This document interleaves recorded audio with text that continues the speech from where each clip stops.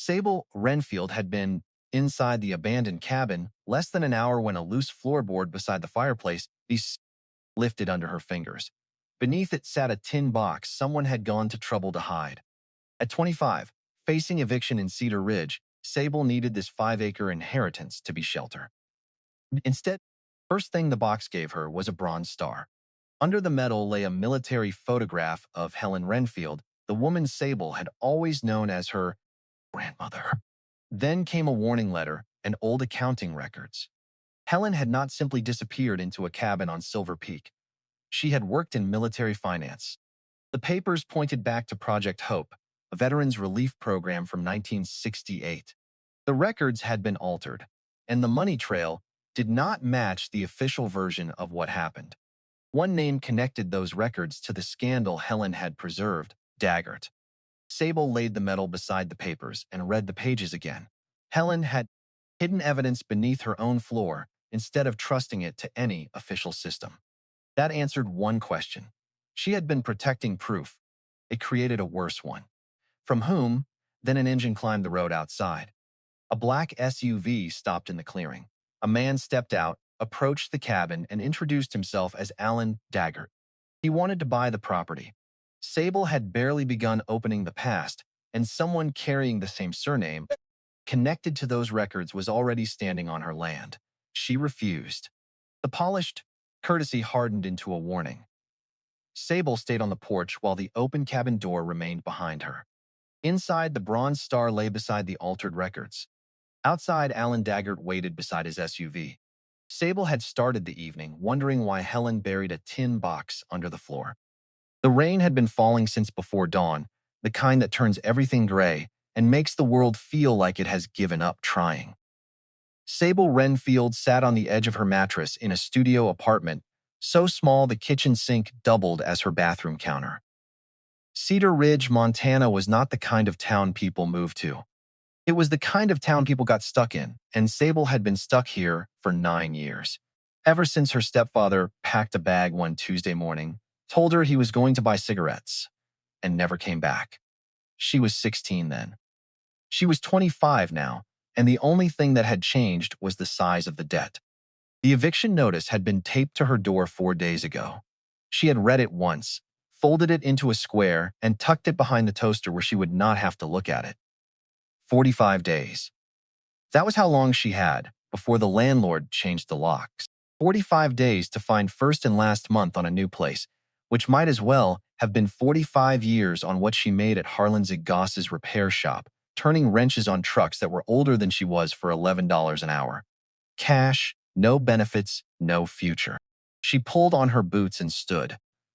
The mirror above the sink showed her what it always showed her: a young woman with natural blonde hair pulled back in a loose knot, a face that might have been pretty if it ever got enough sleep, soft cheeks still holding the kind of fullness that made strangers think she was younger than she was. She splashed water on her face, grabbed her jacket, and opened the door to check the weather. The envelope was sitting on the doormat. It was white, already speckled with rain, and heavier than it looked. No handwritten name, just a typed label: Wrenfield Sable M. In the upper corner, a gold-embossed seal she had never seen before. Harrison and Lell, attorneys at law. Sable frowned. She had never received mail from a lawyer.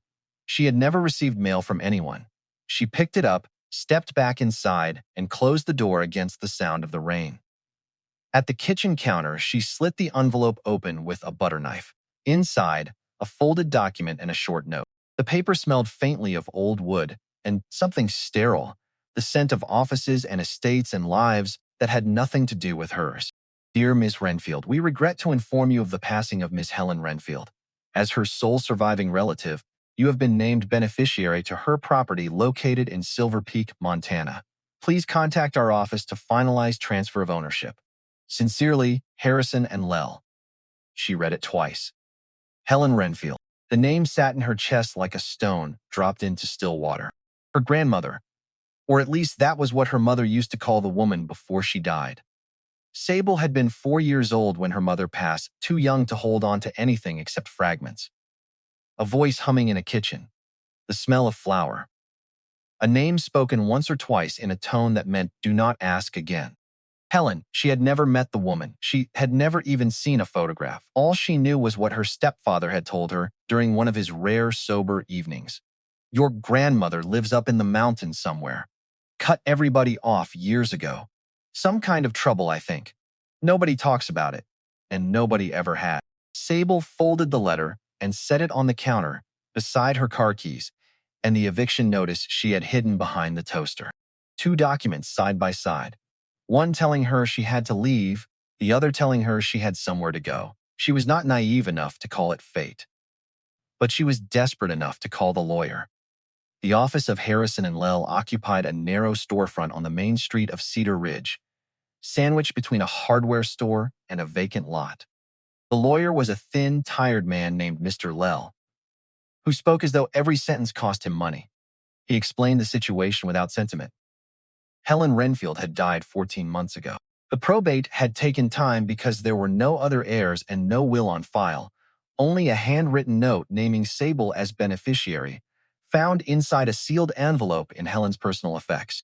The property consisted of a cabin and 5 acres of land on the upper ridge of Silver Peak.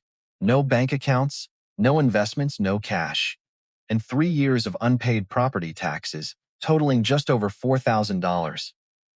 If you accept the inheritance, Mr. Lell said, adjusting his glasses, you have 30 days to settle the tax debt. If you decline or fail to pay, the county will seize the land and auction it. Sable stared at him. $4,000. She had 612 to her name. That is not all, Mr. Lell added, pulling a small object from a manila envelope on his desk. A key, old and heavy, its surface darkened with rust. He set it on the desk between them. Your grandmother left specific instructions.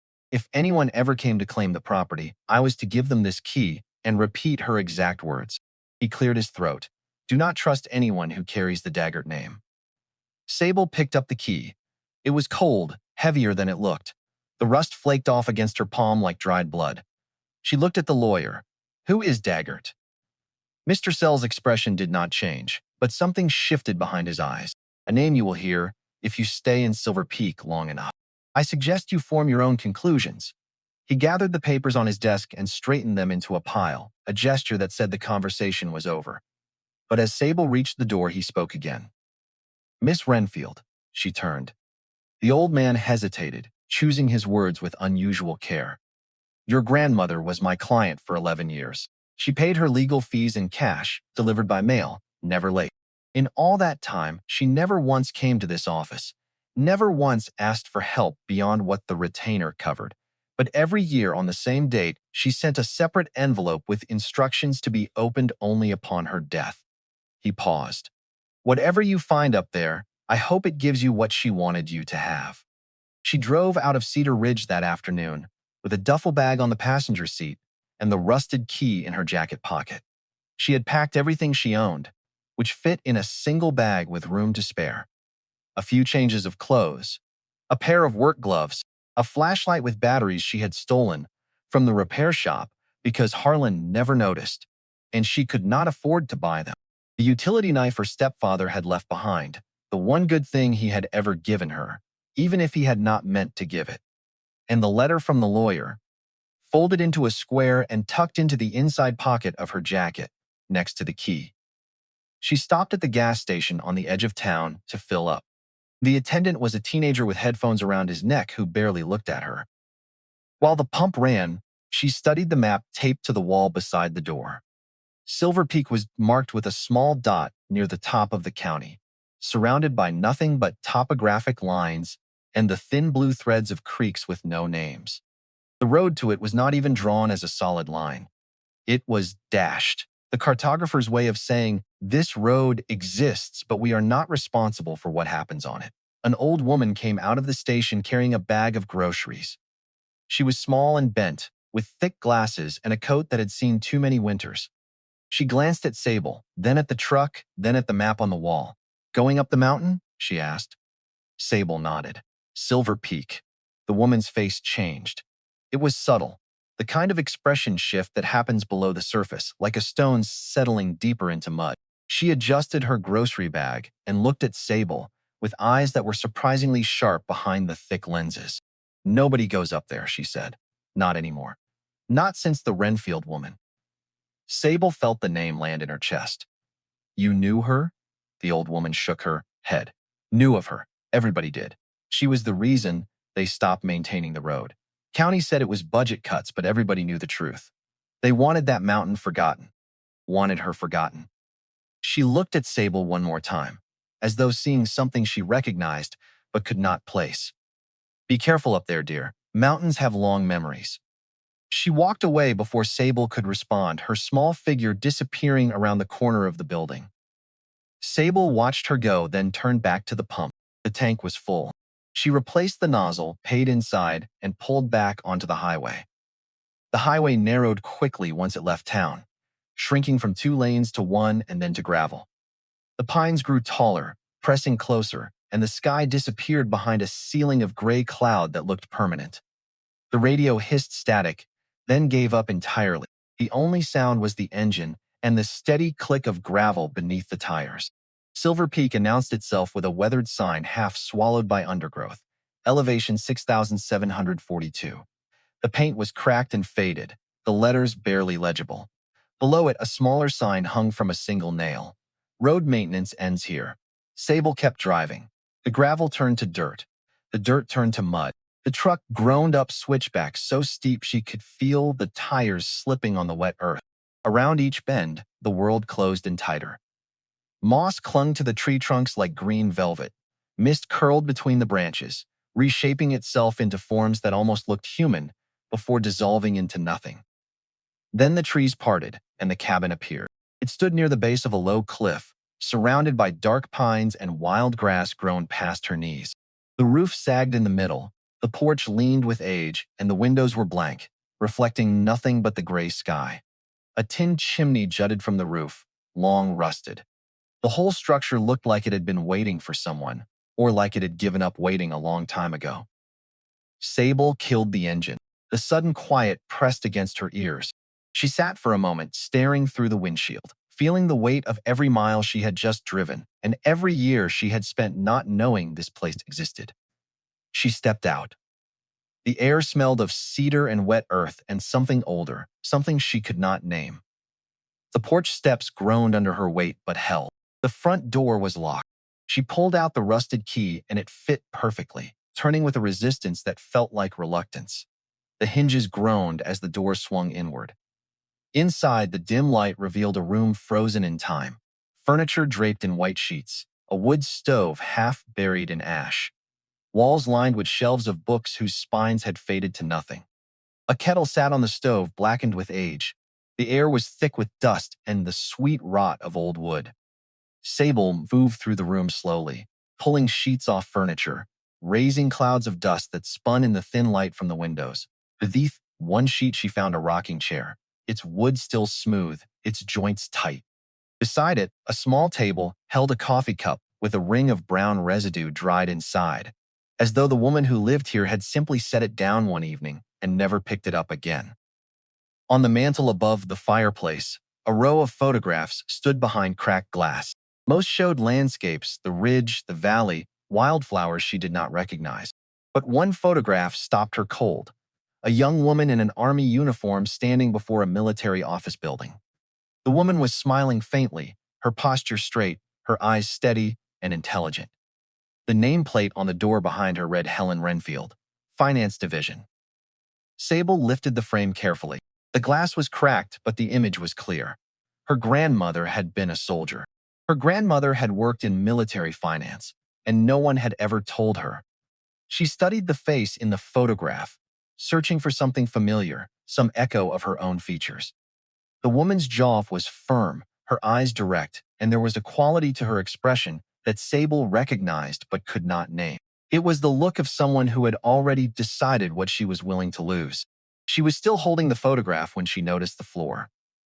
Near the base of the fireplace, one plank was darker than the rest, swollen from decades of moisture, but different in a way that went beyond water damage. The wood was a slightly different grain. The nails were spaced differently. She set the photograph down and knelt, running her fingers along the edge, cold and rough. She knocked once with her knuckle. Hollow. The sound traveled through the floorboards and came back changed, carrying the echo of empty space beneath. She grabbed the utility knife from her duffel bag and worked the edge of the plank. It came up easier than she expected, as though it had been designed to be removed and replaced. Beneath it was a shallow cavity lined with old cloth, oilskin maybe, something meant to keep water out. Inside lay a small satchel wrapped in stained paper and sealed with a strip of wax stamped with the initials HWU. Sable's hands were steady as she cracked the seal. Inside were photographs, folded papers, and something heavier wrapped in cloth. She unwrapped it carefully. A medal, tarnished but still catching the faint light, a bronze star engraved. Helen Wrenfield, 1969. Beneath it, a letter written in neat cursive on yellowed paper. To whoever finds this, there are things buried deeper than this box. Truths that will not stay silent forever. They took what was not theirs, and I took what I had to keep it from being lost to men like him. If you are reading this, it means the storm has passed, and perhaps the truth can breathe again. Trust no one who carries the Daggert name. H.W. Sable sat back on her heels. The name hit her like a second impact. Daggert, the same name the lawyer had repeated. The same name Helen had warned about from beyond the grave. She folded the letter carefully and set it beside the medal. The rest of the papers were old accounting ledgers, government forms, typed reports stamped confidential. Numbers, dates, codes, nothing she could make sense of yet, but the weight of them, the careful way they had been hidden, told her they mattered. One ledger sheet caught her eye, a column of figures, each one crossed out and replaced with a smaller number, the original amounts still visible beneath the corrections. Someone had been changing the books, and someone else had kept the originals. She was still kneeling on the floor when the sound of an engine broke the silence. It came from below, climbing the gravel road. Not the rattling sound of an old truck like hers, but something smoother, heavier, more expensive. Sable moved to the window. A black SUV emerged from the tree line, its paint gleaming like oil against the muted greens and grays of the forest. It stopped at the edge of the clearing. The engine idled for a long moment, then cut. The driver's door opened and a man stepped out. He was tall, broad-shouldered, dressed in a dark coat that looked like it cost more than everything Sable owned combined. His hair was silver, his face tanned and lined with age, but his eyes, pale blue and steady, gave nothing away. He looked at the cabin the way a man looks at something he already considers his. "Ms. Wrenfield," he called out, his voice smooth and practiced, carrying easily across the clearing. Sable stepped onto the porch but did not go down the steps. She said nothing. The man smiled, the kind of smile that had been rehearsed in boardrooms and country clubs. "My name is Alan Daggert. I believe this property belonged to your grandmother, Helen Wrenfield." The name landed between them like a dropped blade. Sable felt it in her chest, in the sudden tightness of her hands at her sides. She kept her face still. "That is right. I knew her," Daggert said, stepping closer. "Long time ago. Beautiful place up here, though isolated. Cannot imagine it is much fun for a young woman alone." He glanced at the sagging roof, the leaning porch, the windows clouded with age. "My company owns most of the land on this ridge. We have been working on a development project, infrastructure, access roads, the kind of investment that brings real value to a place like this. Your grandmother's parcel sits right in the center of our plans." He paused, letting the implication settle. "I would like to buy it from you, save you the trouble of dealing with taxes, repairs, all of that. A generous offer. No questions asked." Sable looked at him for a long time. The wind moved through the trees behind him, and for a moment the only sound was the creak of the porch and the distant call of a raven. "Not interested," she said. Daggert's smile tightened, just slightly, the way a mask shifts when the face beneath it changes expression. "You sure? Mountain properties like this, they come with problems. Weather, animals, isolation. Things happen up here that nobody hears about. Not selling." The silence stretched between them. Daggert adjusted his coat, a gesture that looked casual but was not. "Your grandmother was a complicated woman," he said, his tone dropping half a register. "She had a way of getting mixed up in things she did not understand." He paused again, his pale eyes holding hers. "I would hate to see her granddaughter make the same mistake." He turned and walked back to the SUV without waiting for a response. The engine started with a low growl, and the vehicle reversed down the narrow road, disappearing into the trees. The forest closed behind it like a curtain. Sable stood on the porch until the sound of the engine faded completely. Her heart was beating hard, but her hands were steady. She went back inside and locked the door. That night, Sable could not sleep. She lay on the old mattress in the cabin's single bedroom, staring at the ceiling where water stains had mapped out shapes that looked like continents of a world no one had named. The encounter with Daggert replayed in her mind, not just his words, but the way he had looked at the cabin, the way his eyes had measured it, calculated it, as though he were already planning what to build in its place, and the threat buried in his courtesy. Things happen up here that nobody hears about. She had grown up around men who used politeness as a weapon. Her stepfather had done it. The landlord did it. And now Alan Daggert did it, standing in her clearing in a coat that cost more than her truck, telling her with a smile that she should be afraid. She sat up and lit the candle on the nightstand. The bedroom was small, the walls lined with shelves that held folded blankets and a few books. She pulled one down, a field manual for military accounting, its pages marked with small pencil annotations in Helen's handwriting. Notes in the margins, cross-references to regulation numbers, question marks beside certain paragraphs. Helen had been studying the rules, looking for the precise language that would prove what Daggert was doing was not just unethical but criminal. The manual was dated 1967, a year before the scandal. Sable flipped through the pages and found, pressed between the last chapter and the back cover, a folded newspaper clipping. The headline read, "Relief Committee expands operations after flood damage exceeds projections." The article was from a Helena newspaper, dated April 1968. It listed the members of the Oversight Committee. There, in the third paragraph, the name appeared. General Richard Daggert, appointed chairman of the Veterans Relief Distribution Authority. And below it, in a list of administrative staff, Helen Wrenfield, senior finance clerk. She stared at the clipping for a long time. This was not a woman who had stumbled into something by accident. Helen had been placed at the center of the operation. She had been trusted with the money because she was good at her job. And when she discovered that the man running the program was stealing from it, she had not looked away. She had not asked for permission. She had documented everything and prepared to fight. Sable folded the clipping carefully and placed it back in the manual. She set the book on the nightstand and blew out the candle. In the darkness, she whispered, "I am starting to understand you, Helen, and I am starting to understand why they were so afraid of you." The next morning, she drove down to Cedar Ridge for supplies. The hardware store was the largest building on the main street, a sprawling structure with a tin roof and hand-painted signs that had not been updated since the 80s.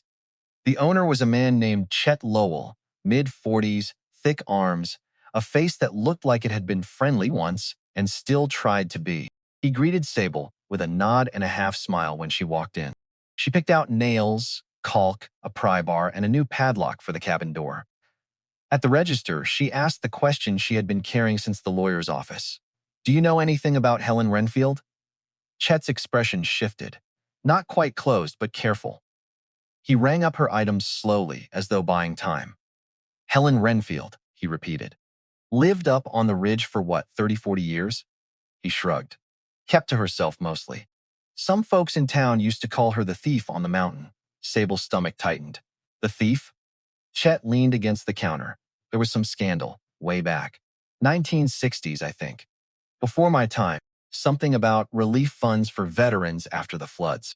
Money went missing, and the story was that your grandmother took it." He held up a hand. "I am just telling you what people say. I did not know the woman personally. Nobody did. She stayed up there and never came down, and after a while people stopped talking about it. Mostly." He bagged her supplies and slid them across the counter. "But I will tell you this, every veteran I ever met who was around back then gets real quiet when her name comes up. Not angry quiet, the other kind. The kind where a man knows something he wishes he did not." Sable paid for her supplies and loaded them into the truck. Her hands were shaking, but not from the cold. Her grandmother, a decorated military veteran, accused of stealing money meant for soldiers. The woman who had hidden a bronze star and coded ledgers beneath her floorboards. The woman who had written "Trust no one who carries the Daggert name" in a letter sealed with wax and buried in darkness for decades. She drove back up the mountain with the windows down, letting the cold air cut through the fog in her head. By the time she reached the cabin, the sun had dropped behind the ridge, and the clearing was swimming in blue shadow. She unloaded the supplies, locked the truck, and went inside. The cabin was cold. She fed the wood stove a few split logs from the pile beside the porch and waited for the heat to crawl through the room. That night, she sat at the kitchen table with a candle burning and the contents of the tin box spread before her. The photographs, the ledgers, the letter, the metal. She studied them one by one, trying to build a picture from fragments. The map caught her attention again. Old survey lines, county boundaries, and there near the top of the ridge, a red X drawn in pencil. Beside it, written in faint, careful script, Relief Camp, 1968, the year of the floods, the same year Helen had supposedly stolen the money and vanished. Sable traced the X with her finger. Whatever Helen had been hiding, it started here, and it ended somewhere up on that ridge. A sound broke through her concentration. 3 slow knocks on the cabin door. Sable froze. The candle flame stuttered in a draft she had not noticed before. She stood, picked up the utility knife from the table, and moved to the door. She waited, listening. Nothing. No footsteps, no engine, no voice. She opened the door slowly. The porch was empty. The clearing was dark and still. But there on the wet wood, a set of muddy boot prints led up to the door and stopped. No prints leading away. Whoever had knocked had either backed away in their own tracks or had never left. And pinned to the doorframe with a small nail was a scrap of paper, damp but legible. 2 words in shaky handwriting. Stop digging. Sable pulled the nail free and took the paper inside. She locked the door, checked the windows, and sat back down at the table. Her pulse was high, but her mind was clear. Someone knew she was here. Someone knew what she was looking for. And someone wanted her to stop before she found it. She turned the paper over. The handwriting was not Daggert's. It was smaller, shakier, written by someone older or someone afraid. She set it beside Helen's letter and looked at them both. 2 messages from 2 different hands, separated by decades, both warning her about the same thing. If you are watching this story unfold and it means something to you, take a moment to subscribe and tell us in the comments where you are watching from. Your city, your state, your country. We love seeing how far these stories travel. And stay with us, because what Sable finds next in Helen's journal will change everything she thought she knew about her own family. She did not sleep. She sat with the candle, burning low, and Helen's letter in her hands, reading the words over and over until they stopped being words and became a voice. By dawn, the rain had returned, thin and steady, tapping against the windows like fingers asking to be let in. And she made coffee on the camp stove and drank it, standing at the window, watching the tree line for movement. Nothing. The forest was still, the road empty, the world gray and silent. The mail carrier did not come up this far. So when Sable opened the cabin door at 7 in the morning and found a crisp white envelope leaning against the doorframe, she knew it had been delivered by hand. The return address read Thorne and Associates, Attorneys at Law, Silver Peak. Inside was a letter on heavy stock paper, typed and formal. It was addressed to Sable Wrenfield, occupant. The language was stiff and legal, but its meaning was plain. On behalf of our client, Daggert Development LLC, we are notifying you that the structure located on the above reference parcel is classified as a hazardous structure under county building codes and is subject to immediate abatement proceedings. Additionally, a dispute regarding chain of title to the property has been filed with the county recorder. You are advised to vacate the premises within 14 days. Sable read it twice, then set it on the table beside Helen's letter. 14 days. She had no lawyer. She had no money for a lawyer. She had $600, a truck with 190,000 miles on it, and a dead woman's secrets buried under the floorboards of a cabin, hit, that someone was trying very hard to take from her. For almost 10 minutes, Sable sat without moving. Then she folded the legal notice, put it in her jacket, and drove back down the mountain. The county recorder's office occupied the basement of the courthouse. beneath a staircase worn shallow in the middle by generations of boots. The room smelled of paper, dust, and the hot metal scent of an old radiator. Behind a waist-high counter, a clerk with silver hair and reading glasses listened while Sable explained that someone had challenged the title to her property. The clerk did not react to the name Daggert. That was the first thing Sable noticed. In Cedar Ridge, most people changed expression when the name was spoken. This woman only asked for the parcel number. Sable slid the legal notice across the counter. The clerk typed slowly into a computer that looked nearly as old as Sable, then disappeared through a door marked Wreckers. She returned carrying a thick folder tied with cotton tape and set it on a table near the wall. Property files do not tell stories, the clerk said.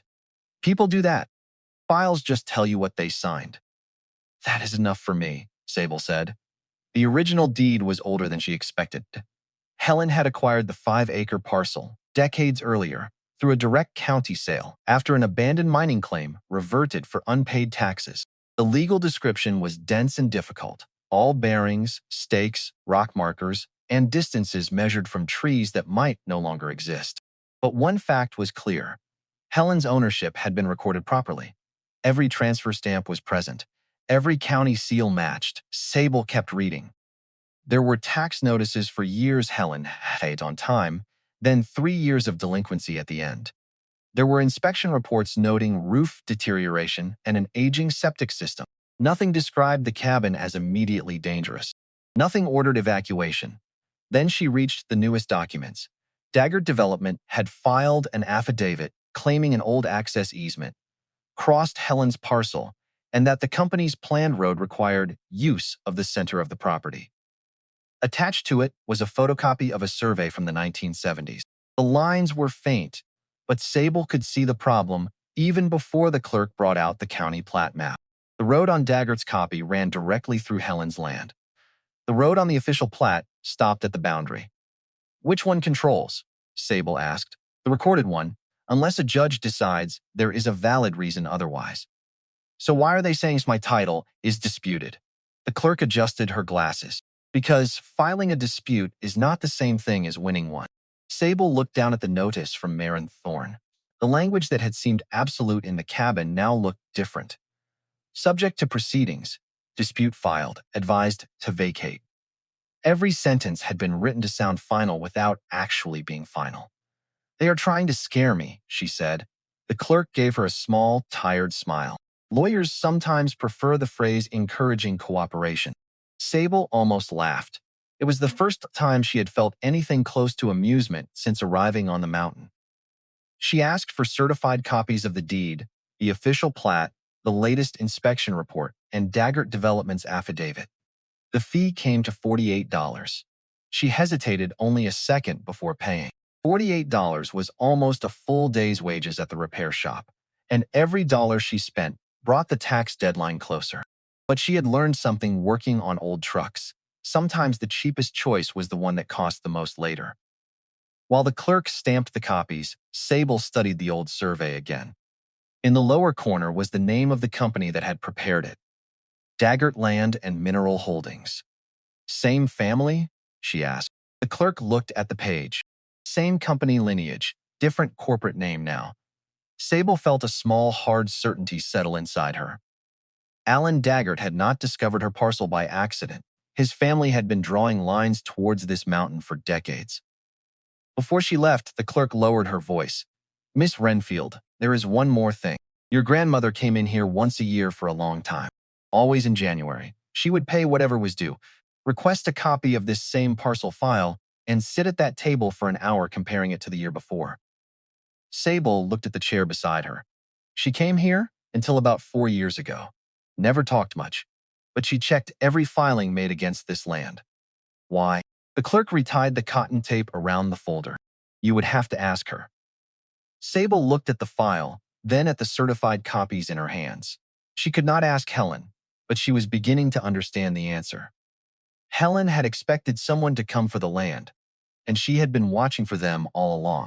By the time Sable drove back up Silver Peak, the legal notice no longer felt like a command. It felt like evidence. She laid the certified deed, and the official plat beside Helen's papers on the kitchen table. Two different battles were beginning to overlap. One over 5 acres of mountain land, and another over something that had happened before Sable was born. She stared at the fireplace, remembering the hollow sound beneath the first plank. If Helen had watched the property records for decades, then the cabin itself was probably part of the record too. Sable went back to the fireplace. She went back to the fireplace. The second loose plank, the one near the wall, the one she had noticed the day before but had not yet opened. She grabbed the pry bar from her supplies and worked the edge. The nails gave with a high squeal, and the plank came free. The cavity beneath was deeper than the first, lined with tar paper, dark and dry. Inside was a second metal box, heavier, sealed with the same wax stamp. HW. She cut the seal and opened it. Inside lay a stack of envelopes bound with twine, a small revolver wrapped in cloth, and a photograph. Black and white, edges curled. Helen Wrenfield standing with 4 men in army uniforms. One of them was shaking her hand, a proud expression on his face. On the back, written in faded ink, Finance Division, Project Hope, 1968. Project Hope. Sable had never heard the name, but the documents in the envelopes told her what she needed to know.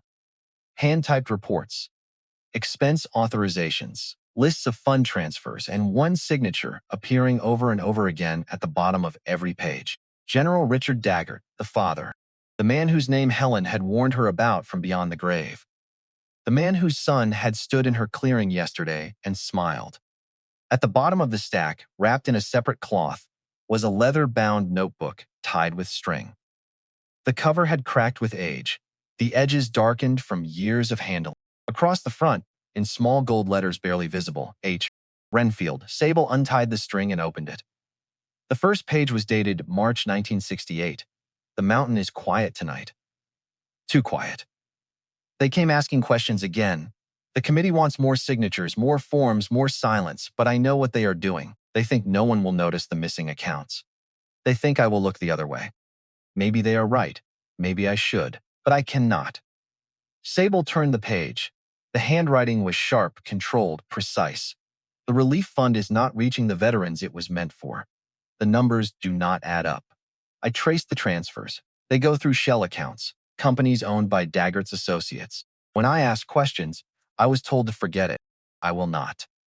She kept reading, page after page, the candle burning, lower, the rain tapping steadily against the glass. Helen Wrenfield had not been a thief.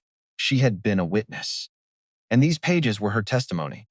Sable stopped at a passage near the middle of the journal, and her breath caught. He came again today. Daggert, smiling that same smile, telling me to sign off on the report. He said it is not about right or wrong. It is about loyalty. I told him I had seen loyalty in the faces of men who lost everything while men like him got richer. He did not like that. She looked up from the journal. Through the window, in the last gray light of the day, the black SUV sat at the base of the hill.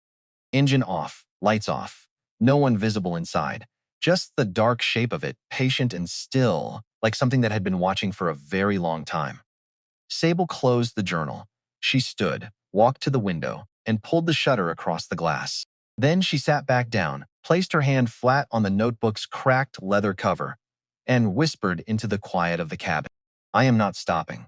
Sable spent the rest of that night reading Helen's journal from the first page to the last. She read it the way a soldier reads a map before crossing hostile ground, slowly, carefully memorizing every turn. And what she found was not the rambling of a hermit or the excuses of a thief. It was the precise, disciplined record of a woman who had watched powerful men steal from the people they were supposed to protect, and had decided alone to stop them. The entries laid it out in clinical detail. In the spring of 1968, after the floods tore through the valley and left half the county in ruins, the federal government had sent millions in relief funds through a program called Project Hope. The money was meant to rebuild homes, resettle displaced families, and provide medical care and job training for veterans who had lost everything. General Richard Daggert had been appointed to oversee the distribution.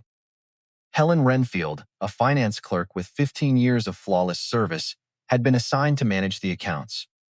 Within 3 months, Helen noticed the discrepancies, payments authorized to contractors who did not exist, Supply shipments billed twice. Funds routed through shell companies registered to addresses that turned out to be empty lots in Nevada and Delaware. She traced every dollar. She documented every false signature. And when she had enough evidence to prove that Richard Daggert had diverted over $2 million from veterans' relief into his own network of ghost corporations, she confronted him. The journal entry from that meeting was the one Sable kept returning to. I told him what I had found. He did not deny it. He did not even look surprised. He said I was a clerk, and clerks do not make accusations against generals. He said loyalty was more important than arithmetic. I told him the men sleeping in shelters and eating from cans had been loyal too, and it had not saved them. He told me to sign the quarterly report and forget what I had seen. I refused. 2 weeks later, the newspapers ran a front-page story. Relief funds embezzled by bookkeeper. Helen Wrenfield named as the sole suspect. No investigation, no trial. Just a name in print and a career destroyed overnight. Helen had seen it coming. The night before the story broke, she had moved the original documents, the real ledgers, the transfer records, the signed authorizations, out of the finance office and into hiding. She packed what she could carry and drove up the mountain in the dark. She never came back down. Sable closed the journal as the first gray light crept through the cabin windows. Her eyes burned from reading by candlelight and her back ached from sitting in the same wooden chair for 7 hours. But the exhaustion was nothing compared to the weight of what she now carried. Her grandmother had not stolen anything. Her grandmother had tried to expose a general who was robbing veterans, and the general had destroyed her for it. And the son of that general was now standing at her door, smiling, offering to buy the land where the evidence was buried. She tucked the journal into her jacket and drove down the mountain. Cedar Ridge had one road in and one road out, and most of the buildings along it looked like they had been built in the same decade and never touched again. The Silver Pines Veterans Care Center sat at the eastern edge of town, a low brick building surrounded by oak trees whose leaves had just begun to turn. Sable parked in the visitor lot and sat for a moment, watching the front entrance.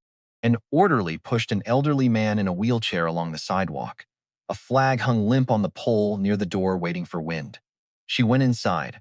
The lobby smelled of disinfectant and instant coffee. A nurse at the front desk looked up with a cautious smile. "Can I help you?" "I am looking for a resident," Sable said. "His name is Frank Colvey.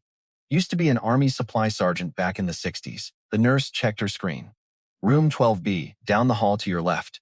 He does not get many visitors. Are you family?" Sable hesitated. "No," she said, "but I think he knew mine." The hallway was long and quiet, the fluorescent lights humming above linoleum that squeaked under her boots. Room 12B had its door cracked open. Inside, an old man lay propped against a thin pillow, a blanket pulled to his chest. His hair was white, his skin papery and pale, and his hands resting on the blanket trembled with a constant fine vibration. But his eyes, when they opened at the sound of her knock, were sharp. "Sergeant Colvey?" He studied her for a long moment. "Have not been called that in 40 years, he said, his voice dry and thin. "Who is asking?" "Sable Wrenfield." "Helen Wrenfield was my grandmother. I think you knew her." The effect was immediate. Frank Colvey's face went rigid. His trembling hands clenched the edge of the blanket, and his eyes, which had been merely watchful, turned into something closer to afraid. He stared at her as though she had walked in carrying a live grenade. For a long time he said nothing. Then, quietly, "She is gone, is not she?" Sable nodded. "Over a year now." Frank looked away toward the window where thin sunlight fell across the sill. "I always hoped she would forgive me before she died." He swallowed the sound audible in the small room. Yes, she did not get the chance. Sable pulled a chair close to the bed and sat. She reached into her jacket and took out the photograph of Helen in uniform, the one from the cabin mantel, and held it where he could see it. Frank's eyes locked on the image. His chin trembled. "You look like her," he whispered. Same eyes, same jaw. Like looking at a ghost. She waited. She did not push. She had learned from years of living with difficult men that silence was often the only door that opened on its own. Frank began to talk. He told her what Helen's journal had already confirmed, but from the other side of the story, from the side of a man who had known the truth and chosen to say nothing. He had been the supply sergeant attached to the relief operation. He had processed the shipments, signed the manifests, watched the numbers flow in and out, and he had seen what Helen saw: the ghost contractors, the double billing, the transfers to nowhere. But unlike Helen, Frank had not confronted anyone. When Daggert's people came to him, he signed what they told him to sign. When they told him to keep quiet, he kept quiet. When they told him Helen Wrenfield was a thief and a liar, he said nothing to contradict them. She begged me to back her up, Frank said, his voice breaking. Said she had the proof. Said all she needed was one other person to stand with her. And I told her I could not. Daggert had me by the throat. He said he would strip my pension, blacklist my family. I had a wife and 2 kids. I told myself I was protecting them. His eyes glistened. But the truth is, I was protecting myself. Sable let the silence hold. Frank wiped his eyes with the back of his hand and continued, his voice steadier now that the dam had broken. The worst part was the day they published that story.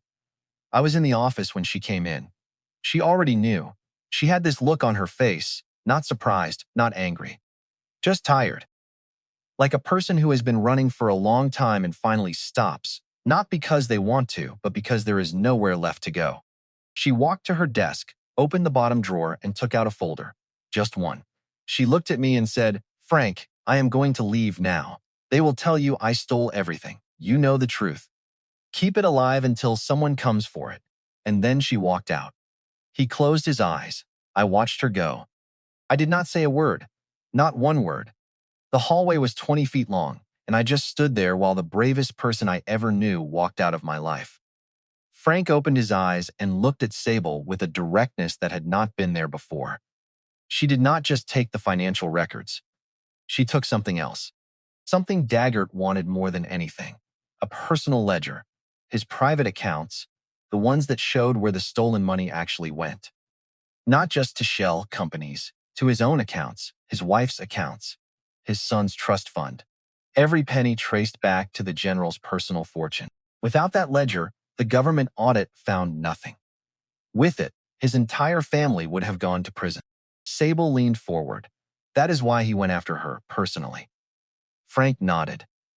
It was not about the relief fund, it was about his family's money. He would have burned the whole county to ash to get that ledger back, and he never found it.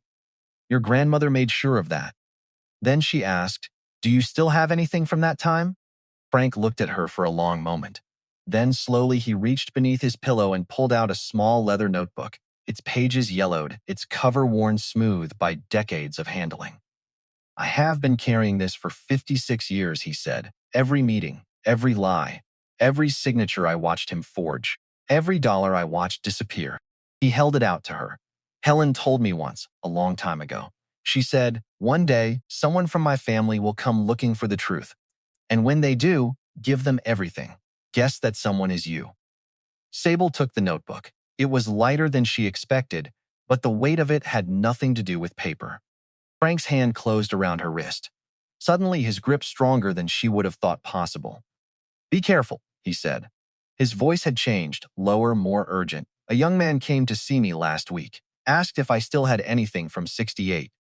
Tall, dark coat, did not give his name. I told him no. But he knew which questions to ask. He knew about the supply manifests, the shell companies, the quarterly reports. Things only someone with inside knowledge would know." Sable felt the hair rise on the back of her neck. What did he look like? Frank shook his head slowly. Younger than Daggert. Could have been one of his people. Could have been a contractor. But he will come back, or someone like him will. "They know you are looking. They have always known." Sable met his eyes. "I am not going to stop."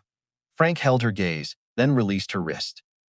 His hand fell back to the blanket, and something in his expression shifted. Not quite peace, but the beginning of relief. The look of a man setting down a weight he had carried so long it had become part of his skeleton. "Finish what she started," he said, "and tell her I am sorry."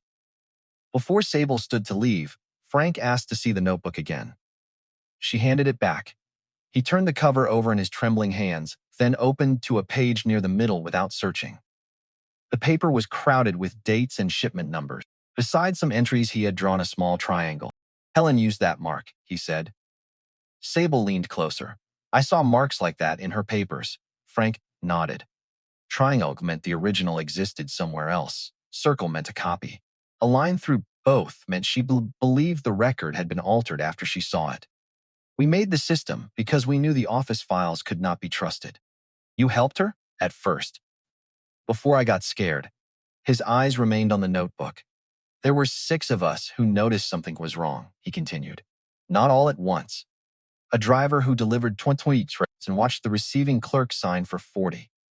A medic who was told the clinic had spent money on equipment that never arrived. A widow who came 3 times asking why her relocation check had been canceled. Helen listened to everybody. She never promised more than she could do. She just wrote things down. Frank turned another page. The handwriting changed halfway down, becoming tighter and darker. This was the week she realized the problem was bigger than bad bookkeeping. She had traced payments to companies with different names but the same mailing address. She asked me to check the supply manifests. I found truck numbers assigned to vehicles that had been scrapped years earlier. That was when we knew someone had built the fraud from top to bottom. Sybil studied the coded entries. Numbers that had looked meaningless in Helen's cabin began to form a pattern. The same authorization codes appeared in both notebooks. Different hands, same dates. Why did she trust you with this if she knew you were afraid? Sable asked. Frank's mouth tightened, because Helen understood people better than I deserved. She knew fear did not always mean betrayal. Sometimes it just meant fear. He stared toward the window for a while before continuing. The last week I saw her, she asked me a strange question. She wanted to know whether the old relief camp on Silver Peak still had its records bunker. During the flood, the Army used that ridge as a temporary staging site. Trucks could get above the washed-out roads from there. Most of the camp was dismantled after the operation, but there was a concrete storage room near the upper saddle. Weatherproof. Steel door. Nobody cared about it once the project ended. Sable felt the back of her neck tighten. Where exactly? Frank closed his eyes, searching memory. Above the tree line, east side of the saddle.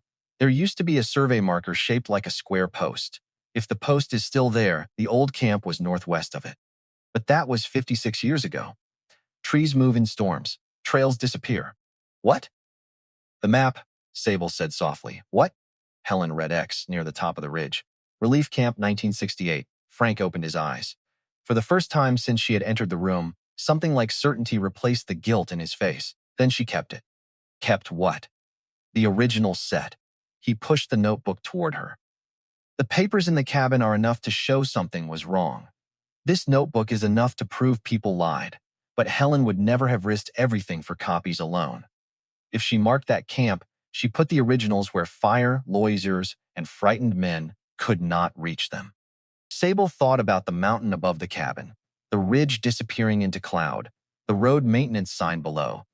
The decades Helen had spent alone within sight of whatever waited up there. Why did she not release them? Sable asked. If she had proof, why spend her life hiding? Frank took a long breath. Because by the time she was safe enough to speak, the people she would have trusted were gone, compromised, or afraid. And because the story they printed about her worked. That is the thing people forget about a lie told by someone powerful. It does not have to convince everybody.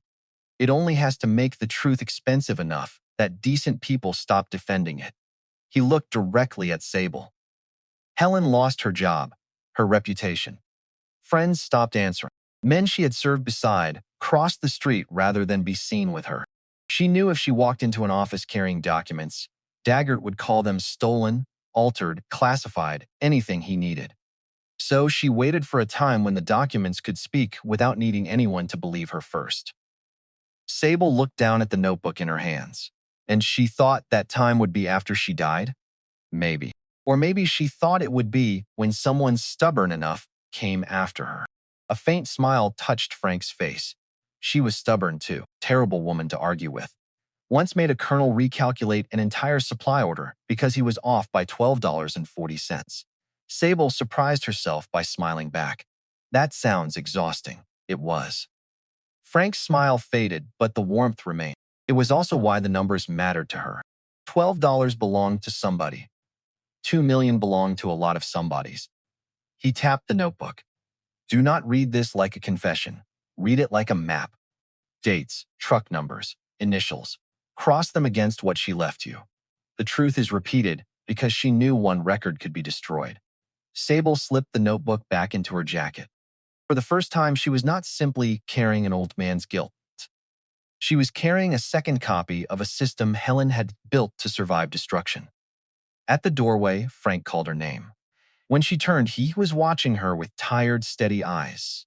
If you find that bunker, do not go up there, thinking you have to prove Helen was a saint. She was not. She was angry, proud, hard to forgive, sometimes cruel when she thought someone was tell the truth about all of it. That is what she wanted, not a monument truth. Sable nodded.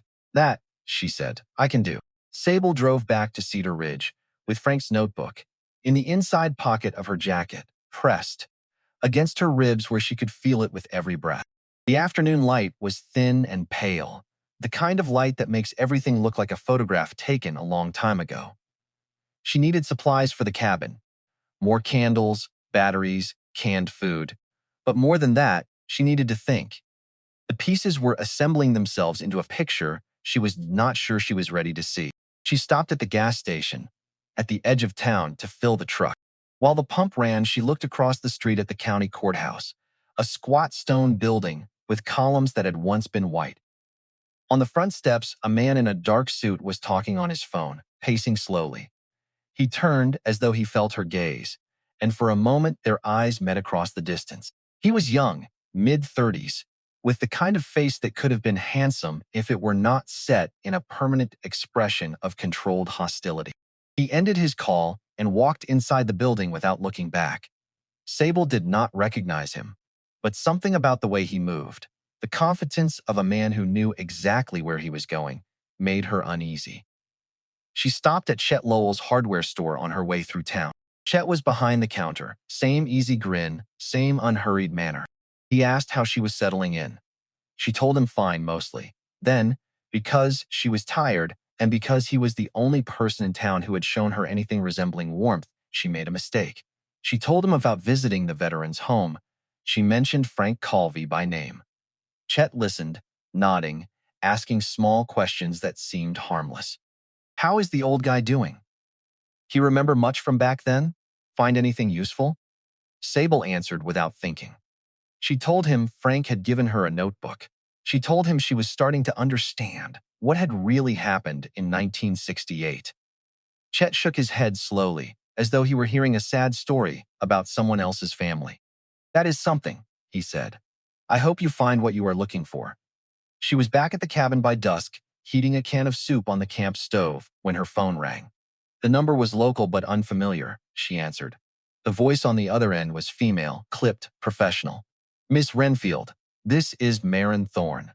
I represent Daggert Development. I am calling to inform you that we are aware of your visit today to the Silver Pines Veterans Care Center, where you met with a Mr. Frankie Colvey. Mr. Daggert has expressed concern about the well-being of elderly residents being approached by individuals with no verified family connection. If you continue to make contact with care facility residents for the purpose of soliciting information related to ongoing property disputes, we will be forced to seek a protective order on their behalf. Sable stood in the middle of the cabin, the phone pressed to her ear, the soup forgotten on the stove. The words hit her one at a time, each one a small, cold stone. She had told exactly one person about visiting Frank Colvey, one person. And that person had smiled at her across a hardware counter and asked all the right questions. The call ended. Sable set the phone down. The cabin was quiet.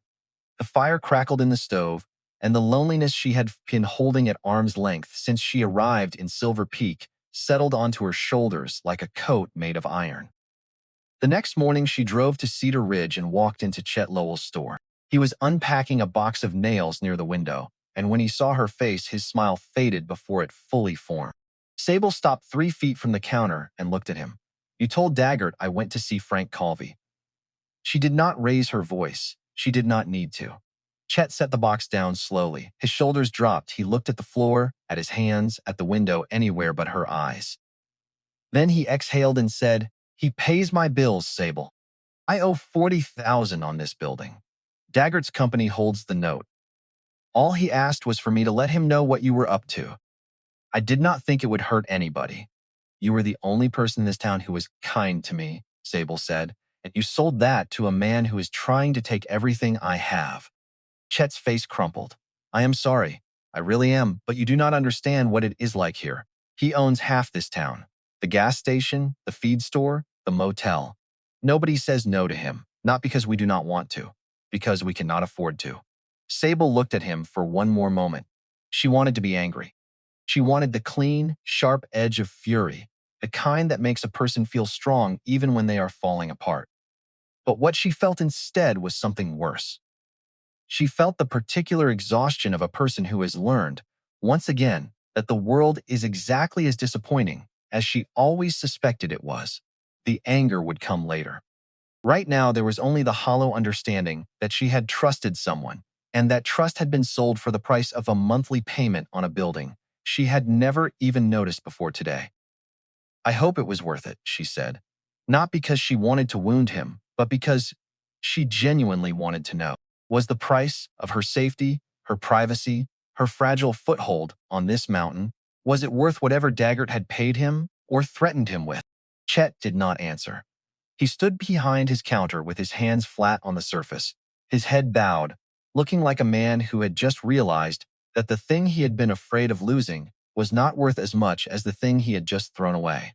Then she turned and walked out. The bell above the door rang behind her, small and hollow. She got into her truck and sat behind the wheel without starting the engine. The main street of Cedar Ridge stretched out before her, quiet and dusty, and she had never felt more alone in her life. She gripped the steering wheel with both hands and pressed her forehead against it. She did not cry. She had trained herself out of crying a long time ago, the way a person trains themselves out of any habit that makes them vulnerable. But she sat there for a long time, breathing slowly, feeling the weight of everything that had happened since she had opened that envelope on her doormat, and wondering whether Helen had ever felt this same specific loneliness, the loneliness of a person surrounded by people who know the truth and choose to say nothing.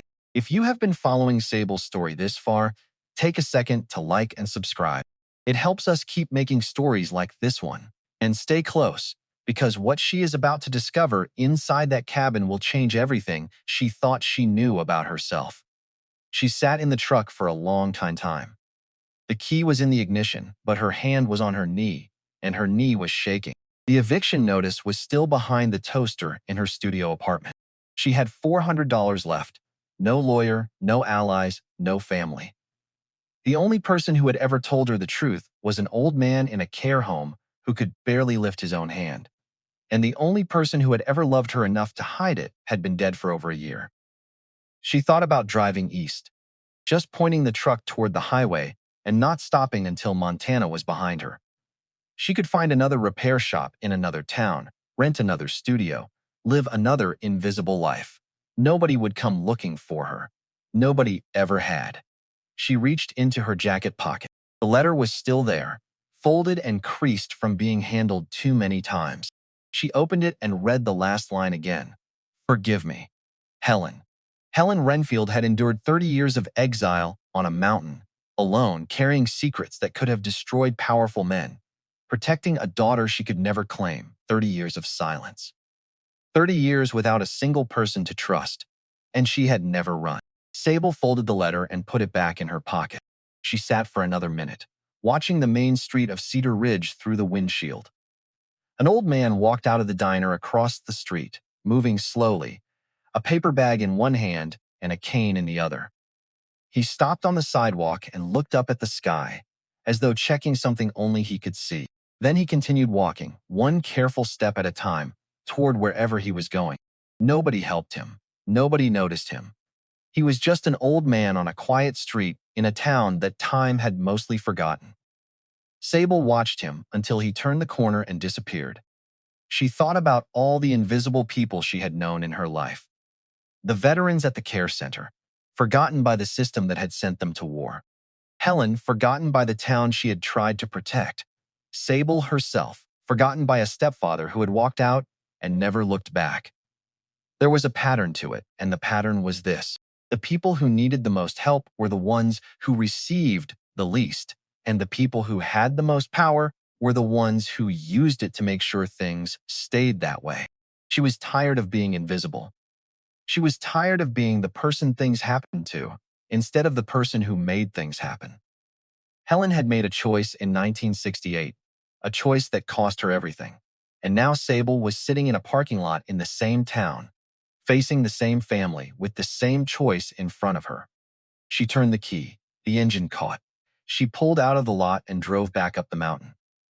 The legal notice from Marin Thorne arrived the next morning, hand-delivered again, tucked under the cabin door. A court order this time, not just a letter. 7 days to vacate. The language was sharper now, referencing imminent structural hazard and unresolved title disputes. Sable read it at the kitchen table, then set it aside. She was not leaving. It's not leaving. That evening, before the light faded completely, Sable decided to walk the perimeter of the property. She needed to understand the land she was fighting to keep, and she needed to know if anyone else was watching. The trail behind the cabin wound downhill through dense pine and opened onto a narrow clearing where a second structure stood, smaller and rougher than the cabin, with a corrugated metal roof and a chimney that was actually smoking. A man appeared on the porch before she reached the clearing. He was old, 70s at least, with white hair cropped close to his skull and a face carved by decades of wind and hard work. He wore a flannel shirt with the sleeves rolled to his elbows despite the cold, and his forearms were thick with the kind of muscle that comes from a lifetime of physical labor. He watched her approach with eyes that held no warmth. "You are on my land," he said. His voice was flat, neither hostile nor welcoming, but somewhere in between. Sable stopped at the edge of the clearing. "I did not know anyone else lived up here. I am Sable Wrenfield. Helen Wrenfield was my grandmother. I inherited the cabin on the ridge." The old man's expression changed, not softened, exactly, but shifted, as though something behind his eyes had moved. "Wrenfield," he repeated. He said the name the way someone says, the name of a disease they have been living with for years. "That name is not welcome on this mountain. Your grandmother was a thief and a liar, and this ridge is better off without her." Sable felt the words like a slap, but she did not flinch. She reached into her jacket and pulled out the photograph of Helen in uniform. She held it up so the old man could see it. Did a thief earn a Bronze Star? Did a liar serve 15 years in military finance without a single mark against her record? The man stared at the photograph. His jaw worked and something in his posture changed. He gripped the porch railing with both hands. "Where did you get that?" It was hidden under the floorboards of her cabin, along with evidence that a man named Daggert framed her for a crime she did not commit. The old man was silent for a long time. The smoke from his chimney curled upward into the darkening sky. Finally, he spoke, and his voice had dropped to something barely above a whisper. "My name is Odell Pruitt. I have lived on this mountain for 53 years. I was 19 years old the night your grandmother disappeared." He sat down heavily on the porch step, as though the weight of what he was about to say had buckled his knees. "That night, November of '68, I heard screaming from her cabin. Not an animal. A woman's voice. I ran up the trail. By the time I got there, a military vehicle was pulling away. Green government plates, moving fast down the ridge. His hands trembled on his knees. There was blood on the porch steps. Fresh. And the front door was standing open. But nobody was inside. I stood there for 10 minutes, calling her name. Nothing." Sable felt cold that had nothing to do with the temperature. "Why did you not tell anyone?" Odell looked at her with the particular shame of a man who has answered that question to himself every day for half a century. "Because the next morning, a man came to my door. Tall man, uniform, stars on his collar. He told me that what I saw was a classified military matter, and that if I spoke about it, I would lose my mining lease and my family would face investigation for tax fraud. I was 19. I had a mother and 2 sisters depending on that lease, so I kept my mouth shut." His voice cracked. "I kept it shut for 56 years. Sable stood in the fading light, looking at this old man, who had carried his own version of Frank Colvey's burden, a different shape but the same weight. She did not judge him. She did not judge him. She had spent enough of her own life being afraid to know what fear cost. "Thank you for telling me," she said. Odell looked up at her. His eyes were wet. "If you are going after them," he said, "you should know that I can see your cabin from my place. I have seen the black SUV on the road 3 times this week, and last night I saw someone walking the trail behind your property with a flashlight. Not a hiker. Someone who knew exactly where they were going." Sable nodded slowly. "Will you call the sheriff if something happens up here?" Odell stared at her for a long moment. Then he nodded, once, the movement small but absolute. "I should have called him 56 years ago." Sable walked back to the cabin in the dark, her mind turning over everything Odell had told her.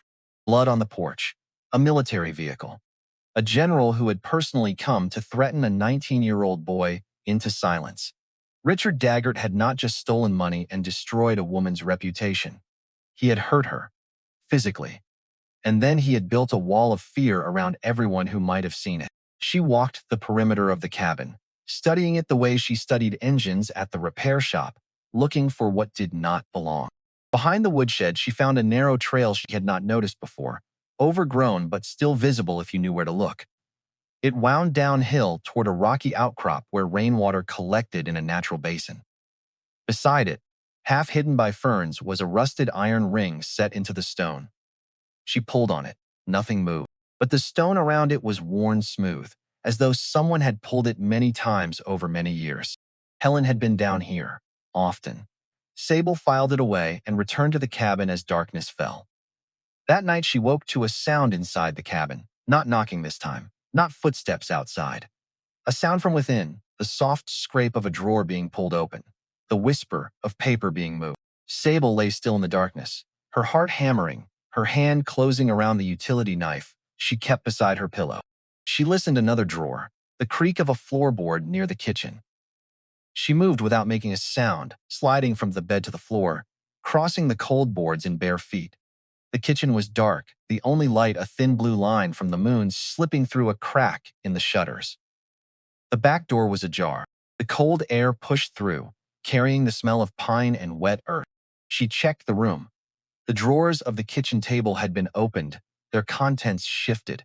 Her duffel bag had been moved, its zipper pulled halfway open. Someone had been inside the cabin. Someone had searched it. But they had not found what they were looking for.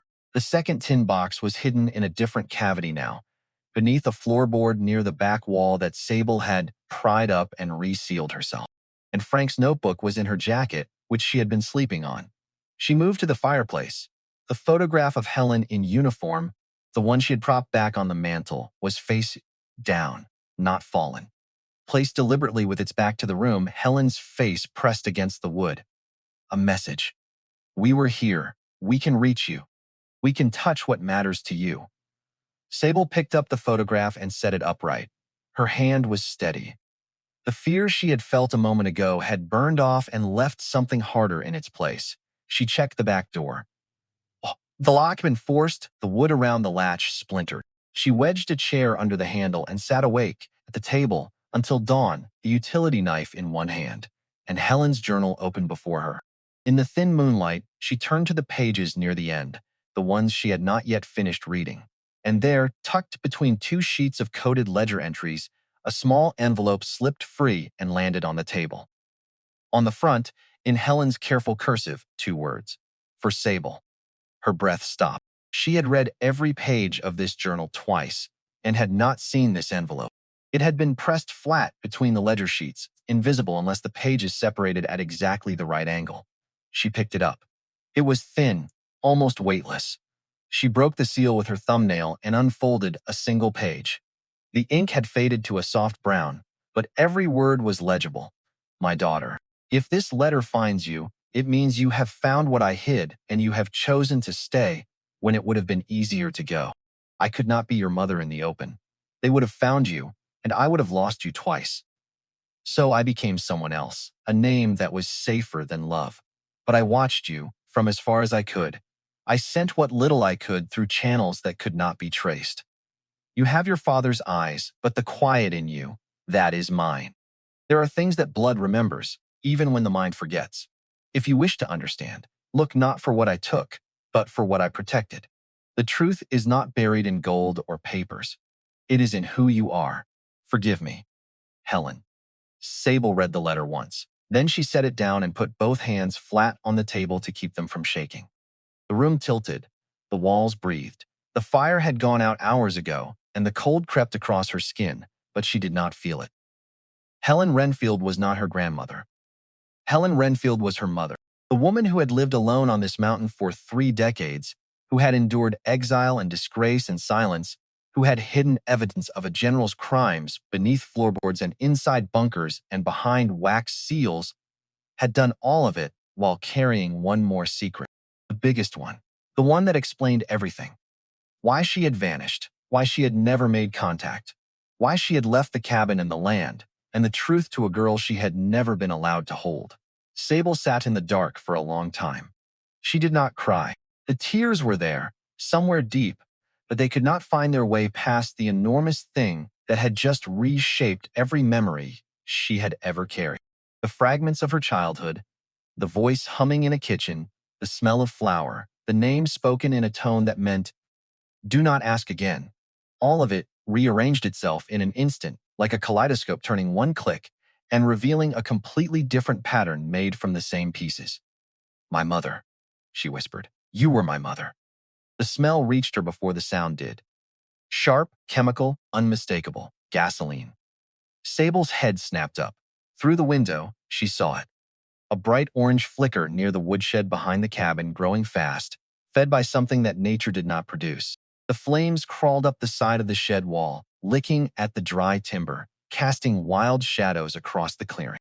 Then a second bloom of fire erupted near the cabin's foundation, a deliberate line of flame, tracing the path where fuel had been poured along the base of the wall. She was on her feet before she finished processing what she was seeing. She grabbed the tin box from beneath the floorboard, shoved Frank's notebook deeper into her jacket, and snatched the journal from the table. The smoke was already pushing through the cracks in the floor, thick and acrid. The heat came next, fast, pressing against the walls like something alive trying to get in. The front door was blocked. Flames had reached the porch. Sable turned and ran toward the back hallway. The narrow passage led to a trap door she had discovered her first day in the cabin, a crawl space beneath the kitchen that opened to the slope behind the house. Helen's emergency exit, built by a woman who had always expected the worst and had always planned for it. Sable yanked the trapdoor open and dropped into the crawl space. Cold mud soaked through her jeans instantly. She dragged herself forward on her elbows. The tin box clutched against her chest, the sound of the fire roaring above her like a living thing. The opening was 10 feet ahead, a rectangle of dark sky framed by stone and earth. She pulled herself through it and rolled onto the slope behind the cabin, gasping. The cold air hit her lungs. She coughed, spat, and rolled onto her back. Above her, the cabin was fully engulfed. The windows blew out one after another, throwing glass and sparks into the night. The roof buckled in the center, sending a column of fire straight up into the darkness. Everything Helen had built, every wall, every shelf, every memory soaked into the wood, burned. Sable sat in the mud and watched it die. The tin box sat on her lap, blackened with soot but intact. The journal was gone. She had dropped it in the hallway when the smoke blinded her. Helen's letter, the one addressed to her daughter, the only physical proof that Helen Wrenfield had been her mother, was ash now. She would never hold those words again. She would only carry them in memory, where they would have to be enough. Frank's notebook was still in her jacket pocket. She pressed her hand against it and felt the outline of the pages against her ribs. The revolver from the second tin box was gone, still inside the cabin, its bullets cooking off in the heat with sharp pops that sounded like small-caliber gunfire. She flinched at each one, pressing herself flatter against the hillside until the sound stopped. The fire burned for another hour, then began to collapse into itself, orange fading to red, fading to the deep black glow of embers. Sable inventoried what she had left. Frank's notebook, the tin box with the bronze star and whatever papers had survived inside it, her truck keys, still in her jeans pocket, the clothes on her back, now soaked with mud and reeking of smoke, her phone cracked but functional with 12% battery, no food, no water, no shelter. And somewhere below, a man who had just confirmed to his employer that the job was done. She thought about Helen, about the night in 1968 when her mother had packed what she could carry and driven up this same mountain in the dark. Helen had been alone too. Helen had been injured. Helen had left behind everything she had ever known because a powerful man had decided that her silence was worth more than her life. And Helen had survived. Not just survived, she had built something. She had hidden the truth so carefully that it had outlasted the man who tried to destroy it, outlasted the decades, outlasted even Helen herself. If she could do it, Sable thought, then so can I. The heat pushed outward in waves, and Sable sat just beyond its reach, watching, her face streaked with soot and something that might have been tears if anyone had been close enough to see. In the ruins, something caught the first light of dawn. The metal box she had found on her first day, the one with the bronze star and the original letter, lay half buried in ash. She pulled it free, scorched but whole. Inside, one sheet of paper had survived, its edges curled and brown, but the words still legible. Helen's handwriting steady as ever. If they destroy what I built, let them. The truth lives higher than flame. Sable looked up.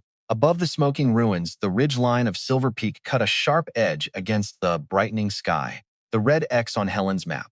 The place marked Relief Camp, 1968, higher than flame. Helen had meant it literally.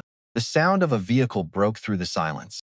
Sable dropped behind the remnants of the stone foundation and pressed herself flat against the earth. A pickup truck climbed the gravel road and stopped at the edge of the clearing.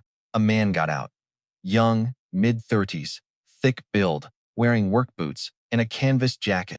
The same man she had seen on the courthouse steps the day before. The same controlled walk, the same face set in hard lines. He stood at the edge of the clearing and looked at the burned cabin with the satisfied expression of someone inspecting completed work. Then he pulled out a phone and made a call. His voice carried in the still morning air. Done. Burned clean. Nothing left. He listened for a moment, then ended the call, got back in the truck, and drove away. Sable memorized the license plate. She waited until the sound of the engine faded completely. Then she stood, brushed the ash from her clothes, and picked up the tin box and the notebook. The sun was rising over the ridge. The air smelled of smoke and pine and cold earth. She looked up at the mountain above her, where the trail wound upward through the trees, toward the summit. She said it quietly, but her voice did not waver. You hid the truth up there, Mom, and I am going to find it. Before beginning the climb, Sable turned away from the smoking ruins and followed the lower trail toward Odell Pruitt's place. His chimney was smoking. He opened the door before she knocked, as though he had been standing behind it waiting. For several seconds, he simply looked at her. Soot across her face, mud hardened on her jeans, a metal box under one arm, Frank's notebook making a square shape beneath her jacket. You made it out, he said. Barely. Odell stepped aside. The inside of his cabin was warmer than hers had ever been. A cast iron stove glowed in the corner. Mining tools hung along one wall, each cleaned and oiled despite decades of use. On the table sat a thermos, two chipped mugs, and a topographic map unfolded beneath a jar of screws. Sable stopped when she saw the map. You knew I would come here. I knew where you would go next. Odell poured coffee without asking and pushed a mug toward her. Then he filled a canteen from a hand pump beside the sink and placed that next to the tin box. You cannot climb that ridge on smoke and stubbornness alone, he said. Sable drank. The coffee was too strong and too hot, and it was the best thing she had tasted in days. Odell pointed to the map. I went up there when I was a boy. The army camp was mostly gone even then, but the concrete bunker remained. We used to dare each other to touch the door after dark. Stupid things boys do when they are afraid of admitting they are afraid. He traced a route with one thick finger. The old service trail begins behind your place, but a slide took out the lower switchback years ago. If you follow the creek too far, you will end up against a granite wall. Stay west net until you see two split pines growing from the same root, then cut uphill. Sable memorized the route. Why did you never tell anyone about the bunker? Odell sat across from her. Because I never knew it mattered. After the army left, everybody treated that camp like junk. Scrap metal. Empty concrete. Then Helen disappeared and came back years later as a ghost people saw in the hardware store or at the county office. I figured she wanted the mountain to herself. Came back? Sable asked. Odell frowned. That night in '68, when I saw the military vehicle leaving her cabin, I thought she was gone for good, maybe dead. But months later, I saw smoke from her chimney. She was back, thinner, walking with a limp, would not speak to anybody. She rebuilt the porch herself. Sable stared at him. You never told me that. You never asked if she came back. The answer irritated her, then immediately made sense. Odell had spent 56 years training himself to speak only when asked. Silence had become a structure inside him. Did Daggert know she returned? I assume so. Men came up the road sometimes. Not often. Usually stop below the ridge. Helen would watch from the trees until they left. Once she came to me and asked whether anybody had been near the old camp. I said no. She told me if I ever saw strangers climbing above the tree line, I should forget I saw them. Odell looked down at his hands. I thought she was hiding something stolen. That is what everybody said. I helped the lie by believing it. Sable reached for the canteen. You called the sheriff last night, did you not? Odell's eyes lifted. Soon as I saw the fire, told dispatch somebody was burning the Wrenfield place. They asked how I knew it was not an accident. I told them because I saw a truck go up without headlights 10 minutes before the flames started. That was the man who came back this morning. I saw him. Why did the sheriff not come? Road was blocked lower down, tree across it. Convenient timing. Sable thought about Kurt's truck, about how calmly he had inspected the ruins. The men working for Daggert did not need to control the whole mountain. They only needed to control access long enough. Odell reached beneath the table and pulled out a small brass compass attached to a leather cord. Take this. I have my phone. Phones die. He pushed the compass across the table. It belonged to my father. Bring it back if you can. If you cannot, then I suppose it finally found something useful to do. Sable closed her hand around it. Come with me, she almost said. The words stopped before leaving her mouth. Odell was in his 70s. His left knee barely bent when he walked. More than that, this was a climb Helen had prepared for one person to make. Sable needed help, but not the kind that turned someone else's guilt into another burden. Instead, she said, if I am not back by dark, call Greaves again.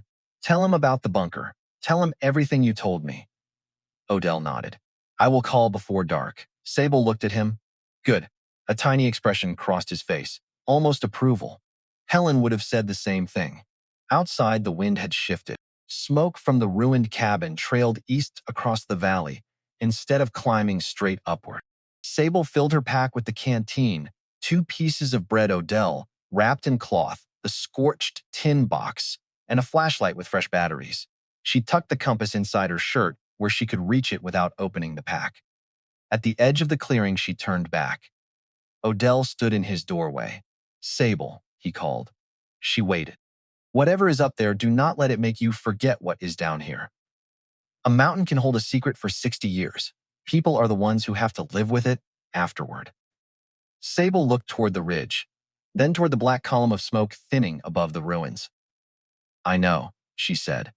Then she began walking toward the old service trail. She started climbing, alone, into the fog.